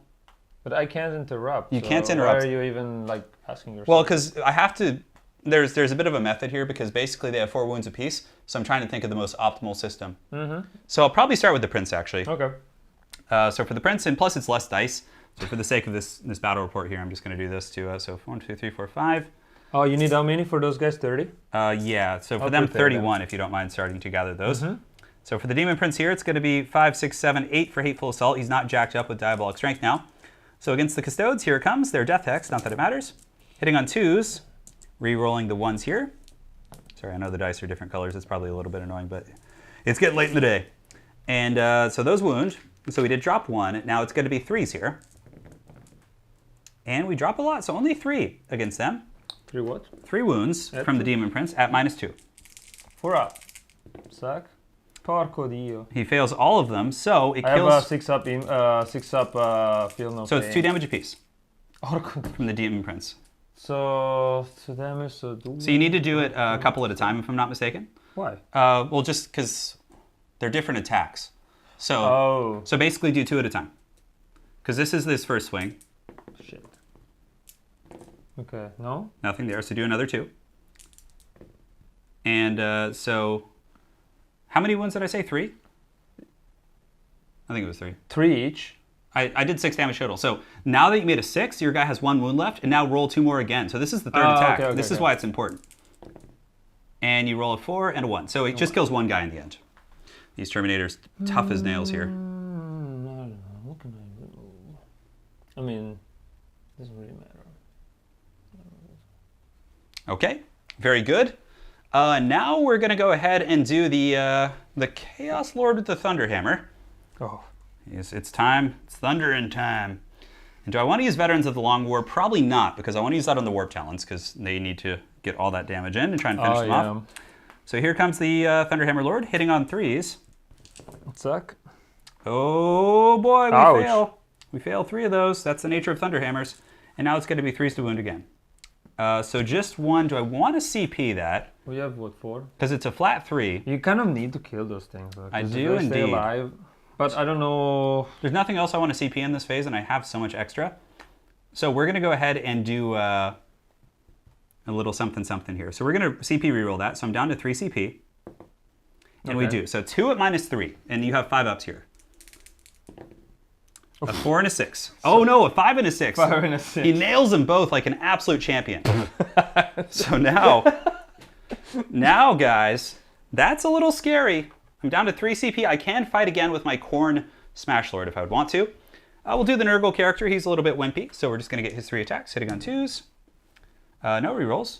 And then it's 5s, but rerolling fails because it's a Bale Sword, and nothing. Okay, so we might have to fight twice here. This is super important that we kill these guys. Granted, there will be leadership issues. You've lost, I think, 3 this turn? Yes. Okay. So the dice... Indeed. The dice are prepared for the Warp Talons. Granted, if I do use a CP here, I won't be able to fight twice with them, so with the Smash Lord. So perhaps a mistake, but I think Veterans of the Long War ensures many wounds. Plus, they're buffed up by Prescience, so I'm going to be getting a lot of extra attacks. So I'm just going to check the stratagem real quick for the Night Lords, guys, and I'll be back in just a second. I've checked the stratagem. It's actually in a stratagem called Flay Them Alive for the Night Lords. So basically, if I kill a unit with a Night Lords model, I can then use the stratagem to make you have to roll 2d6 for your leadership, and basically I get the better result. Pretty cool stuff. So if the Night Lords Warp Talons are able to kill a model here, I probably will use that to try and make it even worse. Oh, if you kill a model or a unit? A model. A model? Yeah. Fuck. So these guys are hitting on 2s because of Prescience. And re-rolling 1s, of course, so we'll go ahead and pick out the 1s. If you could find 1s for me, that'd be great. So those are all hits. Wait, don't you need 6s as well? We do now. So there's 1 natural miss. Okay. So 5s and 6s are extra hits. So 1, 2, 3. How many more do you need? 4, 5, 6, 7, 8, 9, 10, 11, and 12 extra. So these are all hits, and 12 extra hits because of Prescience. So Prescience is very, very strong in these type of units. And of course, I'm using Veterans of the Long War. We said it off camera, but I don't know if I mentioned it here. So Veterans of the Long War gives them +1 to wound. So these are additional hits, though, so I still have to roll them. And they all hit. All right, so that is a metric ton of hits. I might not be able to fit these all in one hand. Let's try it. Let's see. I have a very average-sized hand. I have 3 CP left. Veterans of the Long... No, 2, actually. Veterans of the Long War put me down to 2. I'm running out of room! No, we're going to figure it out. Hold on. Let's engineer the process. Zack, see? All right, so here comes the wounds. Wounding on 4s. 40 dice. All right, that is a lot of dice. So here, 4s are wounds, so I'm going to pick out all the failures. Oh, there's a 2 here, 3... Just pull out all the fails real quick. Hopefully you guys don't mind this. And guys, also on that note, we'd really appreciate any feedback regarding like stuff you think should be changed, phases we can cut and expedite. I'm very, very flexible in that. There's another 3 in there as well. There's a 3 here too. Trying to give me extra hits there? Yeah, I know. Look at you, man, helping me out. All right, so these... What is this? Those are, don't roll those yet. Those are all the successful wounds. So these are the rerolls, because Warp Talons get to reroll all their failed wounds. Oh, God. So we convert a fair amount, so let's get the 4s here. You can just toss them into... To the old grip here. Do you reroll? And the rest are failed. So these are -2. So 4 up, basically. So you get to go right here. Try and roll them close together if you can. Okay, so this is damage, this is damage, damage,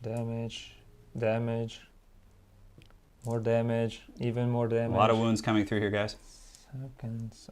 The claws of the Night Lords. Kind of half. Yeah, it was actually statistically average. Alright, so... So 1... 1 dead.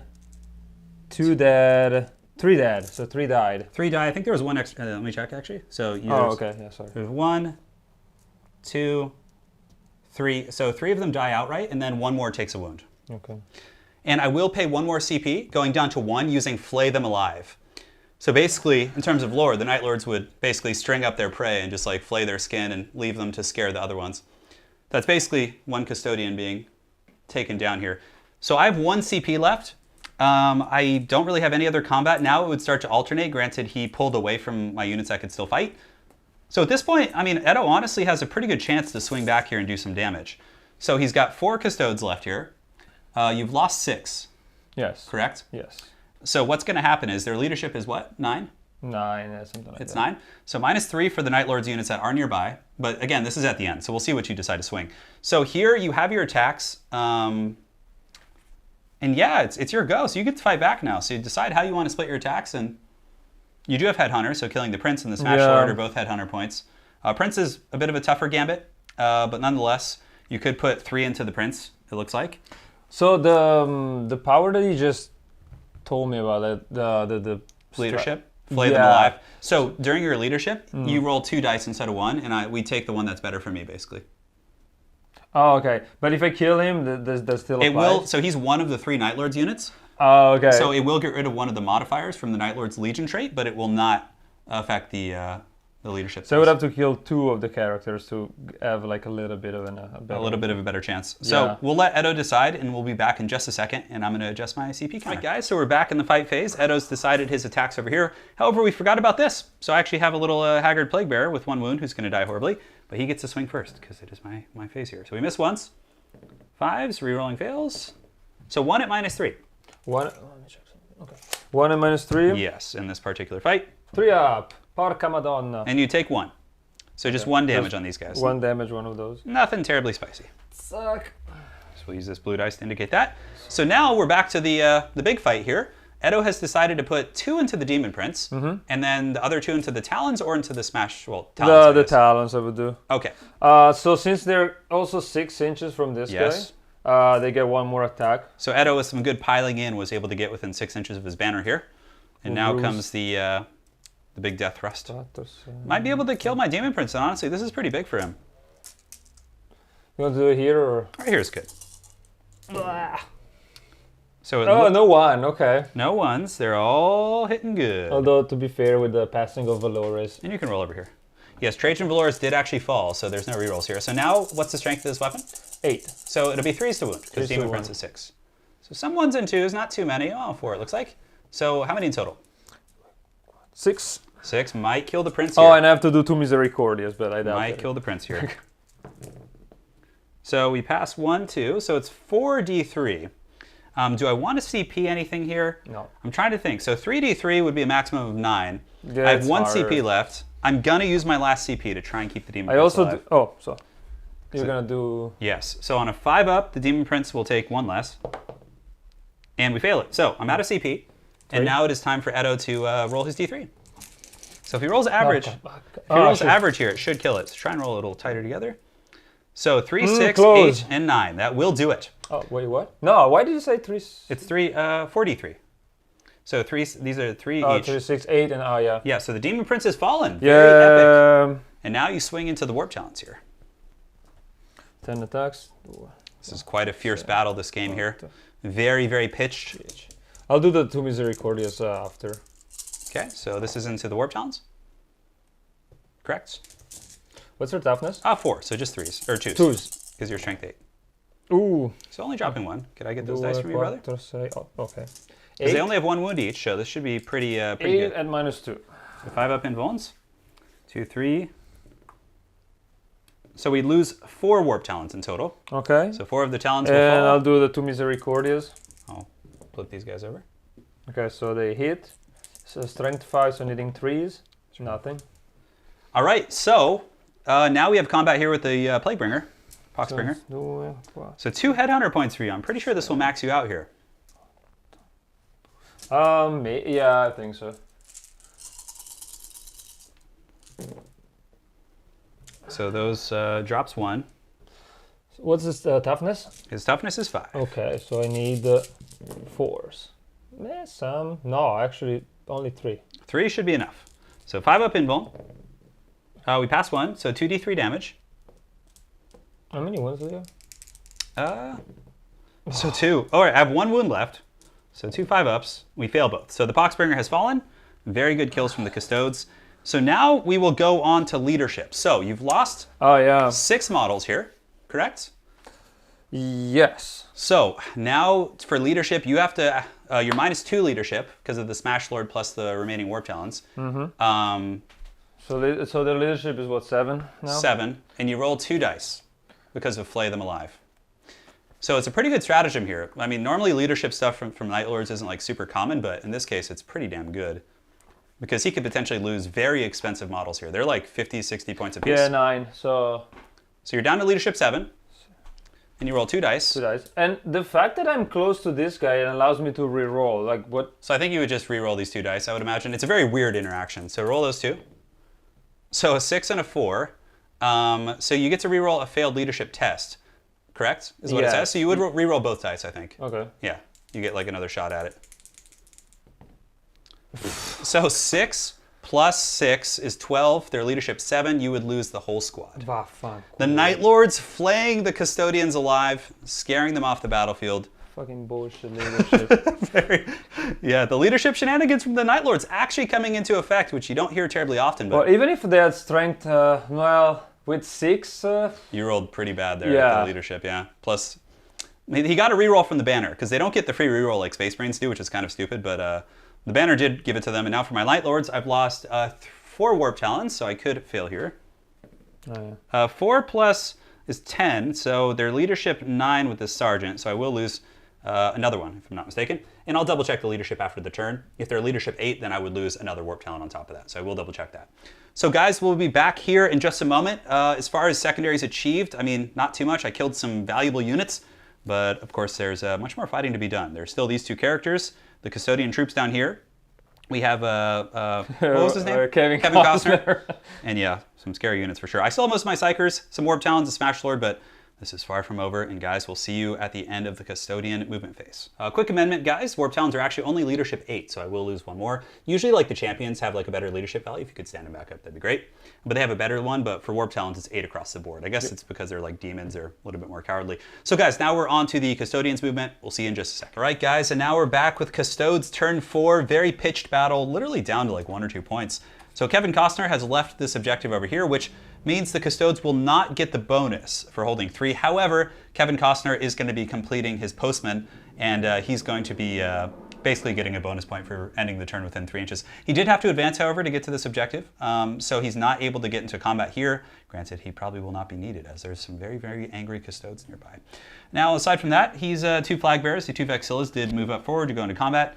The other guys are on the first floor of this building here, and are basically just looking to charge through the walls, maybe kill the Poxbringer, the Foulblight Spawn, any number of units there.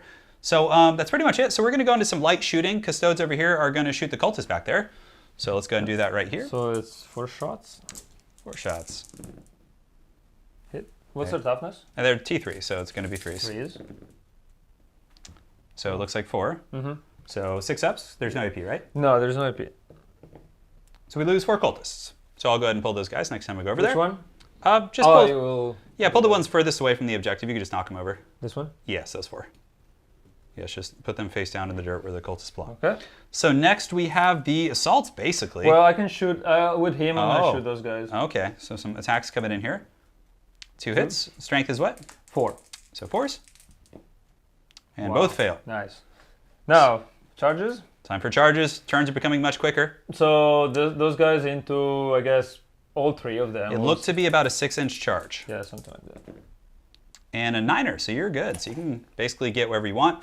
Now remember, if you, depending on who you want to fight or goon out, I do have heroic interventions available, so you need to... Well, I declared those 3. Yes. So It's just like if you wanted to avoid the Smash Lord, for example, you can go like on the other side of that Poxbringer. Oh, okay. Or if you want to attack him, like, doesn't really matter. yeah, I might attack him. I don't know. We'll see. Shit. So I have 2 kills, so you'll need to get 2 kills to get kill more. We'll be holding the same this turn. And now you're going to charge your Vexillas. Yeah, both Vexillas. And what are they charging? Oh, sorry. I guess with this guy, I'll declare this. Sure, too. multi-charge. Yeah, no Overwatch. Just because. And then this and guy. The second Bruce Banner is gonna just attack these guys. He's in. You got a 9. Great. So let's. I mean, do you know who you want to swing with first? I have no interrupts, so basically just as you please. Yeah. Or do you want to take a moment to think about it? No, I'll go first with shit. This guy has 1 moon left. He does, and that's a pretty easy kill. And he's quite powerful. If he lives, then he could do some flamethrowers. Full back and then you'll have to eat some Overwatch later. Eat some Overwatch later. Yeah. What's his toughness? He is toughness 5, so you should be winning him on 3s. No, because they have strength 5. Well, strength 5. This guy has strength 8. Okay. So I might put 2 guys into him. Hopefully there's gonna be enough. All right. 2 guys into the Foul Blight spawn. I guess. Then I'll put this guy into him. Okay. And then we'll see from there. Sounds good. So it's going to be 2 of the Custodes with the swords and shields going into the Foul Blight spawn, the big boy with the tank over there, and then it's going to be 1 going into the Lord. So or maybe I should put only 1 guy into him and 2 into him. It's up to you. It's T5 versus T4, so it's both are, whatever. This is T4? No, this is T5. He's T5, the other guy's T4, but he has an invuln save, so it's both tough in their own respect. And yeah, we can pause for a sec while you make up your mind. All right, guys, so it's going to be 2 attacks going into the Foul Blight spawn, or 2 characters attacking. So how many is that in total? 8? Just 8 attacks, yeah. 8 with the standard Custode infantry, so they're not the big nightmarish Terminators, but still quite scary. Well, because they have 3 bays, but because of the Bruce Banner. Yeah. Bruce Banner's buffing them up. Bruce Banner. A couple 1s. Good thing you committed to that for sure. And now it's going to be 4s. So 3. 3 at -3. So 6 ups. Fail all of them, so it's going to be D3. So you got to roll because I have a disgustingly resilient. Wait, sure. Okay, so 3. 3. You just roll them all at once. How many were 4? So 4, and then you made 1 more. So just roll 1 more dice. So pull those 2 back because you had 3 wounds in total. So it should be 3d3. Oh, sorry. No worries. So roll 1 more. So you got, it looks to be 5. So feel no pains. Pola knows what's up. And the Foul Blight spawn does fall. He crumbles beneath the weight of the Custode's attacks. So now you have 1 more Custode here. Yeah, I'm going to go into him. So 4 attacks. Mr. Terminators. The dog's really going ham. So wounding on 3? Yes, correct. So 4 wounds. -3. Against the Lord, correct? Yeah, I think it's this guy. Sorry, guys, the dogs are going crazy. So we fail 3, actually, so you're probably going to kill him here, actually. I hope so. D3? 3d3, correct. So let me pull these dice out of the way, clean up the zone a little bit, and you go for it. So that should be enough. That's 2, 4, 5. So yes, you kill the Lord, too, so really good play for you, actually. Oof. So now it is time for you to swing with your Vixilus. Bruce Banner. Into the Warp Talons. Brutal, brutal stuff, losing 2. So I've also found out that Bruce Banner has a Misericordia, so it's going to be 5 attacks plus the Misericordia. Oh no, it begins. Into them. I think the dogs thought Anna was home and they got really excited. So they don't like me. They great. like What's their toughness? 4. Okay, so winning on 2, 3 with the blue die. Okay, sounds good. Oof. So 3? 3 go through, yeah. So 3 go through, and these are AP -2? Or 3? Yes. So I get a 5-up save. I fail all 3, so man, not too hot here. We lose 3 of the Warp Talons. So now the shield guy. Yeah, I can't pull because he can pile in 3 inches. So yeah. Oh man. So he has 5 attacks with the shield. Oh no, the shield bash. Shield bash. Okay. Becoming 3. His base strength is 5, so. So it will be 3s for you. So 2. 2. Come on, Warp Talon. Not that it matters, but live. Oh, and he dies. I get a 1. So the whole squad absolutely beaten down by the remnants of the Custodes army. But like I said, every model counts for quite a bit. Very strong. So combat is basically over at this point. Yeah, I'm probably going to pile in to surround this guy. So we'll do some consolidates and all that fun stuff off camera. Yeah. And basically, I have to roll leadership on my cultists. So I roll a 3, plus 4 is 7, so I lose another cultist over there. So we'll get that taken care of. Yeah, that one's fine. We'll knock that one over. And guys, we'll be back with the turn summary. All right, guys, turn breakdown for turn 4. I killed 2 models. He killed 3. So he does get kill more, but we hold the same, both of us holding 2. I've maxed out gangbusters. I've got my 3rd engineer, about to get my 4th. And recon is going to be a really tricky one to get. I might try and pinch it out. He got his 3rd postman, which is really useful. And his third engineer as well. He's, of course, maxed out on Headhunters. Currently, he's probably up by a couple points. As far as these go, it looks like I have 10. So 10, 13, 15, 17, 19. And I think he's ahead pretty well. So 19 for me. 6, 11, 14, plus 4 is 18. 21, 24 to 19. So he's up by a couple points. I certainly can swing it back. I still have all my psychers. You have the shit tons of smite. Yeah, a lot of smites coming in, but it's really going to come down to those smites. Am I going to be able to get these characters and come back? Let us see what happens. Turn 5 movement for the Forces of Chaos completed. Very close game. He's up by 5 points, so kind of on the ropes after he karate chopped all my forces here, but it is what it is. So I moved the cultists up sort of into the building. Some are inside, some are outside. These cultists have emerged, the engineers, to try and eventually maybe get to the center.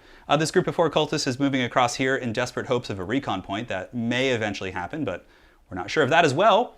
And here in the center, Poxbringer is trapped. Not that we really care, because we're just going to be smiting. And the sorcerers have backed away pretty much as far as they can, more or less. They're still in smite range, but I also don't want to go too far, because eventually I have to come back and fight for other things, right? So we're going to go straight into Psychic. Movement is completed, and we're going to go ahead and open with a smite on the Nurgle guy, and he's going to be smiting these Custodes on top of him here. One of them does have 1 wound, so let's go ahead and do this. Actually, yes, this is a good spot.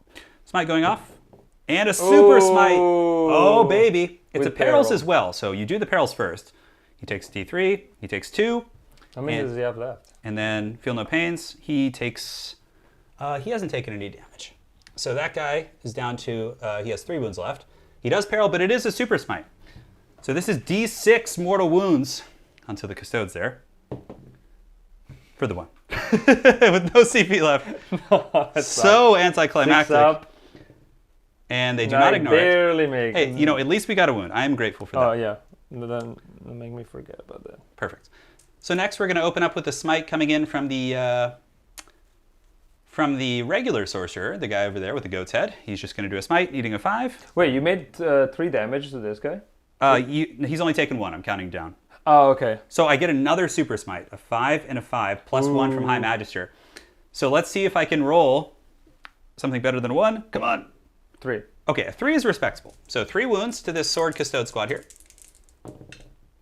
You can reroll that 5. It's quite cocked. So it kills the 1. So 1 dies. And then the other guy takes 2. And 1 takes 2. Great. Suck. And then his other spell is going to be... They're all outside 24 inches. Did you put them purposefully over there? Outside of 24 of who? Of this guy. No, you can still deny. I can't really like do all that. Oh, okay. Who's shooting? So next we're going to do the Terminator, sorcerer. What does he have? He has smite, so we're going to smite. He gets +1 because of his familiar. And he gets it on a 7. So he has another... What else does he have? Infernal Gaze is a sniping spell, which I might try and snipe one of your characters with, depending on how this goes. Okay. And? So you're going to try and deny or no?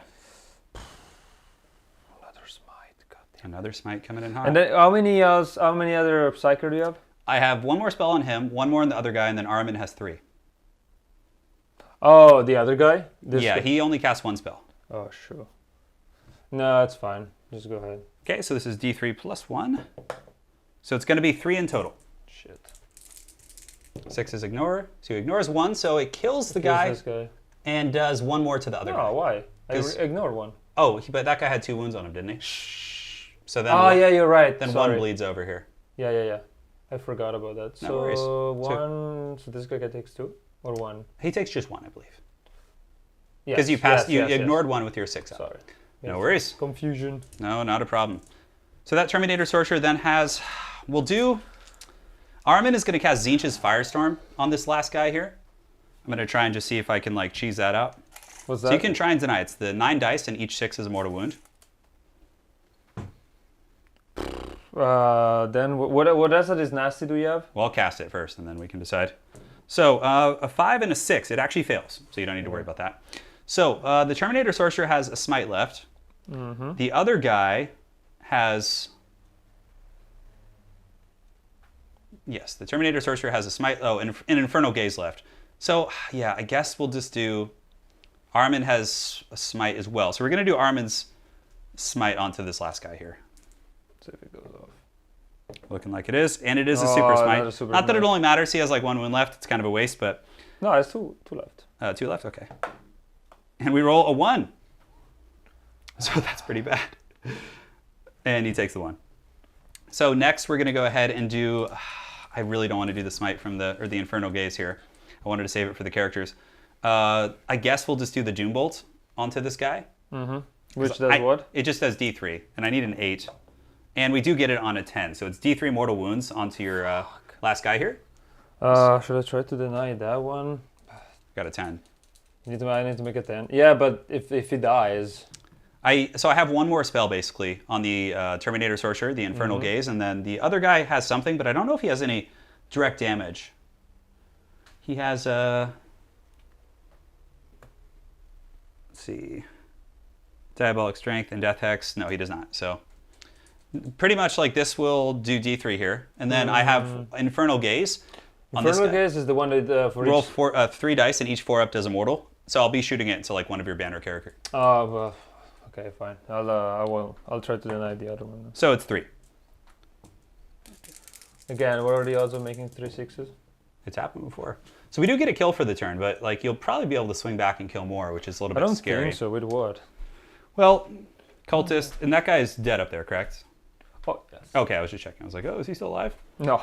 So now we have one last spell. Infernal Gaze is going to go into the Bruce banner. I hope you make it just so that I can try to deny it. Otherwise, I just wait. I know. No! I failed it. Your deny was wasted. Nothing really else to do, to be frank. Do you want to charge? No. I do not. Actually, we might try and charge here. I'm trying to think. We'll charge the guy with the shield. Why can Heroic intervene, though? Yeah, but if I get on the other side of him... Yeah, well, you have to be... You have to be within 3 inches. I mean, yeah, you can play it around. Can you check if the distance from the front of your model, if you could heroically intervene 3 inches? Okay, I can heroically intervene up to here. So basically you could. I don't think I could hide from you. Unless you go... but you have to be within 1 inch, so... This distance here is like half. I don't know. I mean, yeah, it's hard to say. So we are not going to charge. I think that's going to be it for the turn. We did get a kill, thankfully. Not quite as explosive, despite 3 super smites. Most of them did pretty weak damage. Oh, yeah. But it's all good. So, guys, that is going to be the end of Chaos. Turn 5 is this? Turn 5. Turn 5, man. We're going deep today. All right, guys, movement summary. Custodes are still up, but it's a very, very tight game. You can see here that this flag bearer, the Vixilla, has moved here to fight the Poxbringer. The other one has gone on the first floor of the inside building. Over here, the boy, what was his name? Kevin Costner? Kevin Costner. Kevin Costner has decided to go pick off those lone 4 cultists for a free kill point. Just realized that I have an army of VIP left. We have Kevin Costner. Bruce Banner. Again, the other one could be How Bruce could I Wayne. win? You have the Hulk, you have a famous Hollywood actor. And of course back here, he still has that lone engineer. And man, had I been able the hero. If I had been able to kill him, man. Goodness gracious. But very good stuff. My Psychers are kind of hanging out here, and we're going to go straight into shooting. So he's going to shoot. I guess the captain into them. Sure. Let's see if you... 12 shots. We can probably just pull them, but we'll do it for the fun. Rerolling 1. What's their toughness? Oh, they're T3. Okay, so needing 3s. Okay, so... I'll use, I guess, Victor of the Blood Games too. Okay, just to guarantee this, huh? to put one more. As if it's not bad enough. No, there we go. Now do your saves. All right. Saves, 6 ups. We save 1. The cultist squad is wiped. And now, what would you like to shoot next? Shoot, Bruce Banner is going to shoot this guy. Okay. 1 miss. What's his toughness? 5. 5. No, nothing. Yeah, nothing. Okay. So, I guess we're going into assaults now. Yes. So they're dead, right? They're dead, so there's no one to assault for him. Bruce is going to assault this guy. Okay. He is more than in. So I'm going to go here. He's on the inside floor. And, as long as you're within an inch, which it looks like you would be against the wall there. I mean, yeah, that's the... You're golden. Zack. So he has his 5 attacks and the Misericordia. Okay. See if it's going to be enough. This was a 2, right? That was a 2. So, toughness 5, right? T5. So I need a 4 under the blue dice and a 3 on the rest. So it looks pretty good. You've dropped the Misericordia and 1 of the other ones. Misericordia would be... No. Here, we have the 5-up invuln. We fail them all, so 43. 43. He has a... He should be dead. It depends on the feel no pains. 2, 4, 6, 8. So 4 plus H. We almost live, actually, but no, he dies. So you got your kill. So you do kill more. So basically, you killed 2. I will be holding more. So we basically just kind of... Yeah, it's going to be even. We kind of trade there. Probably should have advanced this guy back, but... Maybe so. But that is going to be the end of the Custodes turn. We'll be back with the turn summary for turn 5. All right, guys, turn 5 summary, absolute nail-biter as far as kills. He killed more. I killed 1, he killed 2. But I did hold more, which was quite nice. I did not get my recon, probably will not get it this game, unfortunately. So we're basically the exact same on secondaries. He might be able to get a postman, but for the postman, he's going to have to take his Vexilla over here and steal that. And I, of course, have a ton of troops and stuff over there, so it's a little bit tricky. No, postman is Kevin, so I won't be able to get that. Either that or this one. Yeah, so we're basically both in the same department as far as that goes. Now, basically, guys, we're going to be jumping into the turn. He's up by a couple points, so I have some schemes. I'll show you guys in just a second, and we'll see you soon. Movement phase is completed. Current score, I should probably mention, is 28 to 23 for the Custode. So basically, I have to sweep really hard right here. So I've advanced Armin up. Basically, the idea is if I can warp time him to the objective over here, that will give me the bonus for holding 3 objectives up here and back here. So I have to like literally kill more, hold more, get the bonus. It's really a long shot, but my Psychers do have line of sight on the guys here to get some smites inside the building. But yeah, it's going to be super hog wild. So guys, we're going to jump straight into the Psychic phase. So let's go ahead and begin here with the with Armin, who's going to be dropping a smite against the Bruce Banner with the axe here. So here we go. It is a smite of the gods. And Armin does get it on a 9. Would you like to try and deny that? Nah. Okay, D3. For 3. Yeah. So the big 3 on Bruce here. So Nothing. He does not make any of those. So now Armin is going to cast Tzeentch's Firestorm on him as well. On the same guy? Correct. And it does go off with a +1 on a 7. Yeah, I'll try to deny it. So I got a 6, a 7, so you would need to get a 7 as well, right? So it is denied. Perfect. So Armin has 1 spell left, which obviously has to be Warp Time. We'll next use the Sorcerer here to smite into the Bruce Banner, because he is the closest. Oh, man, but that's his only damage spell. Yeah, we got to do it. Oh, and we fail! Absolute failure, absolute disaster. That is not good. So next we're going to do smite onto the, with the Devastating Sorcerer. Unfortunately, I really didn't want to have to use this to finish him, but he is going to cast smite onto Bruce Banner here. We do get it on an 8-9. Mm-hmm. And did you already deny? You did, I right? did deny, yeah. So it's going to be 1. It's only 1. Will it finish off Bruce Banner? Oh, they have 4 or 5 wounds. I don't remember. I have to check. And it looks like a 1. No, that's actually cocked. That's cocked. That's cocked. Cocked dice. Oh no, the tension could be cut with a knife. I'm sorry for the shaky cam, guys. You guys know I have hand problems, so I might try some other options, maybe doing like tripod. We're just kind of experimenting with the format here, so let us know if you guys have any feedback. 5 wounds. They have 5 wounds? Vexillus Praetor. The plot thickens. So there's 1 wound left. He's got 1 wound left. Good thing we checked that. So now, oh wait, I rolled a... You rolled a 1. With 1 damage, but the Terminator Sorcerer has the the Devastating Warlord. The plot thickens, so I have to roll another one. So you have to roll another one. Please don't roll a 6. I will weep tears. No, he gets a 6! I'm not actually going to cry, but that's brutal. So now he officially has 1. So now we have the Infernal Gaze from the Terminator Sorcerer. Mm-hmm. We get it, thankfully. Each 4 up is a mortal wound. Come on, give it to me. Oh, and we get 2 4s, so it's 3 in total. See, but I could have killed another character with this, and he fails that. So Bruce has fallen. Bruce has fallen. The Bruce has fallen. Poor Bruce, but he did good. But I'm basically out of tricks here. Now it's time for Armin to warp time himself. Mm-hmm. Hi-ya! And thankfully he does succeed. So Armin is basically going to fly 12 inches over here and grab the objective. So I get that for now. Man, it's very tense. I do have some light shooting, but again, it's not going to do too much. I guess I'll shoot the Inferno Combi Bolter into the Bannerman in there. It's -1 to hit. Yes, I'll be hitting you on 4s. No hits. Very exciting stuff. All right, so that is the end of the Chaos turn, and the dogs are excited. Absolute anarchy here, like I said. And let's go ahead and move on into the Custodes turn. Movement phase is completed for the Custodes here on turn 6. Not Bruce Banner, but his neglected cousin has gone here to try and steal the objective from Armin, which is quite scary.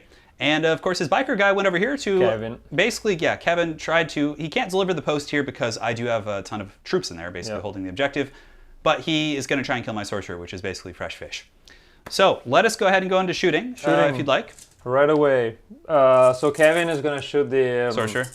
Yeah, sorcerer. With his 12 shots, rerolling 1. Okay. What's his toughness? T4. So Okay, so hitting 4s. T crappy. You might kill him with just his bolter fire, to be honest. Ah, well, hopefully. 2, 4, 6. 7 shot, 7 hit. 7 hits. Oh boy. 7 wound, actually. What's the AP? 0. So he takes 3 wounds. So he has 1 left. Oh no. You have to charge in now. You have to come do battle. Yeah, So- I was actually thinking about charging the other guy. It's your choice. Yeah, I don't know. Why not both? So here, of course, you're going to shoot Armin with a pistol, or does he have anything? No, it doesn't have anything. It's just gonna, Okay. I don't know, show him the shield. That's Let us do battle. Alright, so I'm gonna charge both of them with that. Overwatch. Oh yeah, nothing. And Should I- bull pistol. Okay, we messed with everything. Charge also Armin. So here's the thing. With Armin, I can heroically intervene because you're within 3 inches. Yeah, So if you don't, might as well. you might as well. Although, if I heroically intervene, then you don't get fired upon by his bolt pistol. There's no overwatch from him. So, Because I'm 3 inches from the objective. Fuck. Yeah, I should have just advanced him around here and that's it. But I wanted to. Well, I mean, but let's we need to have an epic. let's finish with the. We need to have an epic duel. Yeah, then let's do that. I charge him, epically charge him. Okay.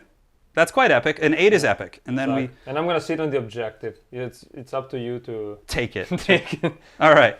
So now the biker guy. Oh, yeah, okay. Yeah, Yeah, he's good. Just get him on in there. so So I have no interrupts. I will be heroically intervening with Armin, so he's going to pop in there. why? I charged you. Oh, that's right. You charged me. Well, okay, so I don't need to do that. Sorry. For some reason, I thought you didn't. But you just magically teleported on the objective. So where would you like to start? Doesn't matter. I have no interrupts. So What is? Let's do this, guys. okay, let's see the shield bash Armin off his. Yeah, palm. so this guy's gonna have 4 attacks. 3 attacks. 3 hits. What's his toughness? 4. Okay, so at least I'm hitting only on 3s. 2 go through. AP nothing. Nah, Oh, I fail 1. Armin takes 1 damage. he takes a shield bash and gets a bloody nose. He has 4 left. Donk. So next, I bash the shield. would you like to put the captain into the sorcerer with 1 wound? Can I split the attacks? If it's a different weapon, you could put like, this axe into one guy, the Misericordia into another. But, I would probably kill off the sorcerer to guarantee you get a kill, because if you go after the Terminator and don't kill him, What's the deal with the Terminator? he's got 2 up armor save and then has a 5 up invuln. The sorcerer does not have any invuln. But how many? He has 5 wounds. It's 5 wounds. Yeah, and the sorcerer has 1 left. 5 wounds. How greedy will Edo be?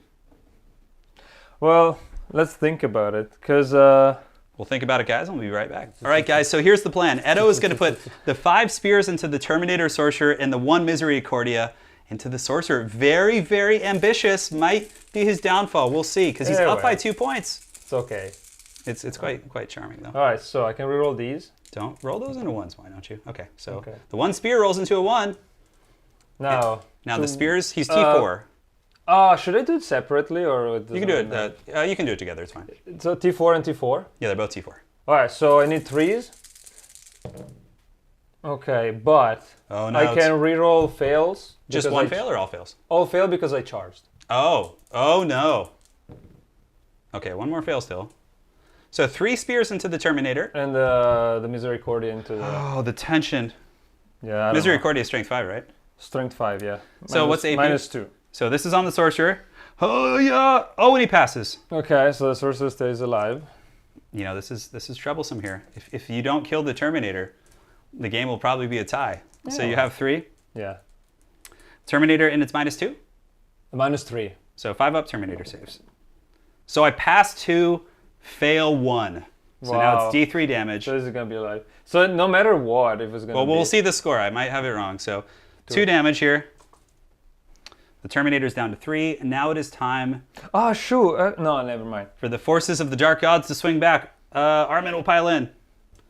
Armin has 3, 4, and 1 for hateful assaults. He hits and gets extra attacks. 2 extra attacks. Armin is out for blood, dude. Jesus. He is out for some serious blood here. So I believe Armin hits on 2s. I'm going to just check real quick, guys, and I'll be right back. All right, guys, so he does hit on 2s. So I got my extra attacks in from the Death to the False Emperor. And Armin's staff is strength 6 against toughness 5, correct? Toughness 5 indeed. So we get 1, 2, 3, 4, 5 wounds at -1. Oh, so 3 up. 3 up. Oh, what did you say, 5? 5. And it's like hits like a truck, right? Flat 3 damage. Yeah. So whatever. If I fail 2, I'm dead. And 1 failed. 1 fail. So he takes 3 and he lives just barely. Now Armin has a Haggard Disc attack. It hits, and it does not wound. So now we'll do this fight over here. It's pretty much not important, but Terminator Sorcerer going in. Ooh. He hits, 1 extra attack for Death to the False Emperor. He hits. And strength 6 here with his Force Stave. So 3 wounds at -2. But you have a 3 up invuln. 3 up right? invuln, yeah. And he nails them all like an absolute champ. Other guy will do the same thing. Oh, bad dice. 1 extra attack for Death to the False Emperor. It's a miss. And 2 more wounds at same thing, basically. 3 up. And you're good. He nails it. So, guys, that is going to conclude the battle, basically. So now let us go ahead and You figure out the shenanigans. yeah, and figure out all the scoring and everything. This is some madness here. All right, guys, that is it. The score at the end, 28 for Chaos, 29 for the Custodes. So despite the fact that in the last turn, all they got was a hold, I had to get a lot of points to catch up there, and it ended up being a 1-point game. Now, had Armin in the center killed that Custodian, we would have had a tie game. A tie game, yeah. Would have been a tie game. So just narrowly missing that. Absolute nail biter. Very, very fun stuff. So there you have it, my friends. At the end of the day, the Custodes are able to pull out a 1-point victory. So hopefully you guys enjoyed the battle report. Big thanks to my friend Edo for coming over. You want to do an awkward left-handed handshake here? Of course. Yeah, GG's, Thanks for man. watching, guys. Yeah, and if you guys have any feedback, please let me know. I know Yeah. the camera might be a little bit shaky. Obviously, I have a hand problem, so it's a little bit tricky, but I have a couple factions I can play. You know, I can play Death Guard, I can play Thousand Suns, I can play Night Lords, Emperor's Children. I have a lot of different like Chaos armies I can kind of play, and I think maybe I'll bring out Big Papa Mortarian eventually, and Ooh. that'll be fun. He could be the postman. Armin, no, he can't, because the postman can't be a monster. Oh. So he is a monster. What's his name is? So that's pretty much it. So thank you guys. Thank you guys for Abaddon. Abaddon could, because he's in infantry. He's not a monster, but you know. But he's kind of slow though. He's 6 inches, and Abaddon can waddle about. But yeah, guys, today was ITC format. I'll be doing videos if you guys are interested in the future on like ITC format and different tactics and things like that. And of course, if you guys want to see, you know, different armies, let me know what you'd like to see amongst my Chaos stuff. I'll also be getting people from my league and basically getting them to play battles against one another while I film it, because it's a little bit tricky to play and film and everything. You miss a lot for sure. But also, thanks to GameMat.eu for sending over this glorious game mat and some of the terrain you see here. The other terrain is created by Lady Turin, so we're working on a terrain set. If you guys are interested in this kind of terrain, let me know. We actually have been making this, and we have the means to like produce it. So if you guys are interested in this, like it's like a chipboard terrain. You can see it has like some light texturing on the side, and we have like stencils. Like the corn is on that one. This one has like a big Chaos Star on top. All kinds of crazy stuff. So just let us know. So thanks again for watching, guys. Hopefully you enjoyed the battle report. Please let us know any feedback in the comment section below. Thanks again, Edo, for coming. No problem. And yeah, good luck. You got to go to class right now, right? Sure. You got some college stuff. Yeah, some college bullshit. Always fun. All right, guys. Thanks for joining, and we'll see you on the other side. Take care.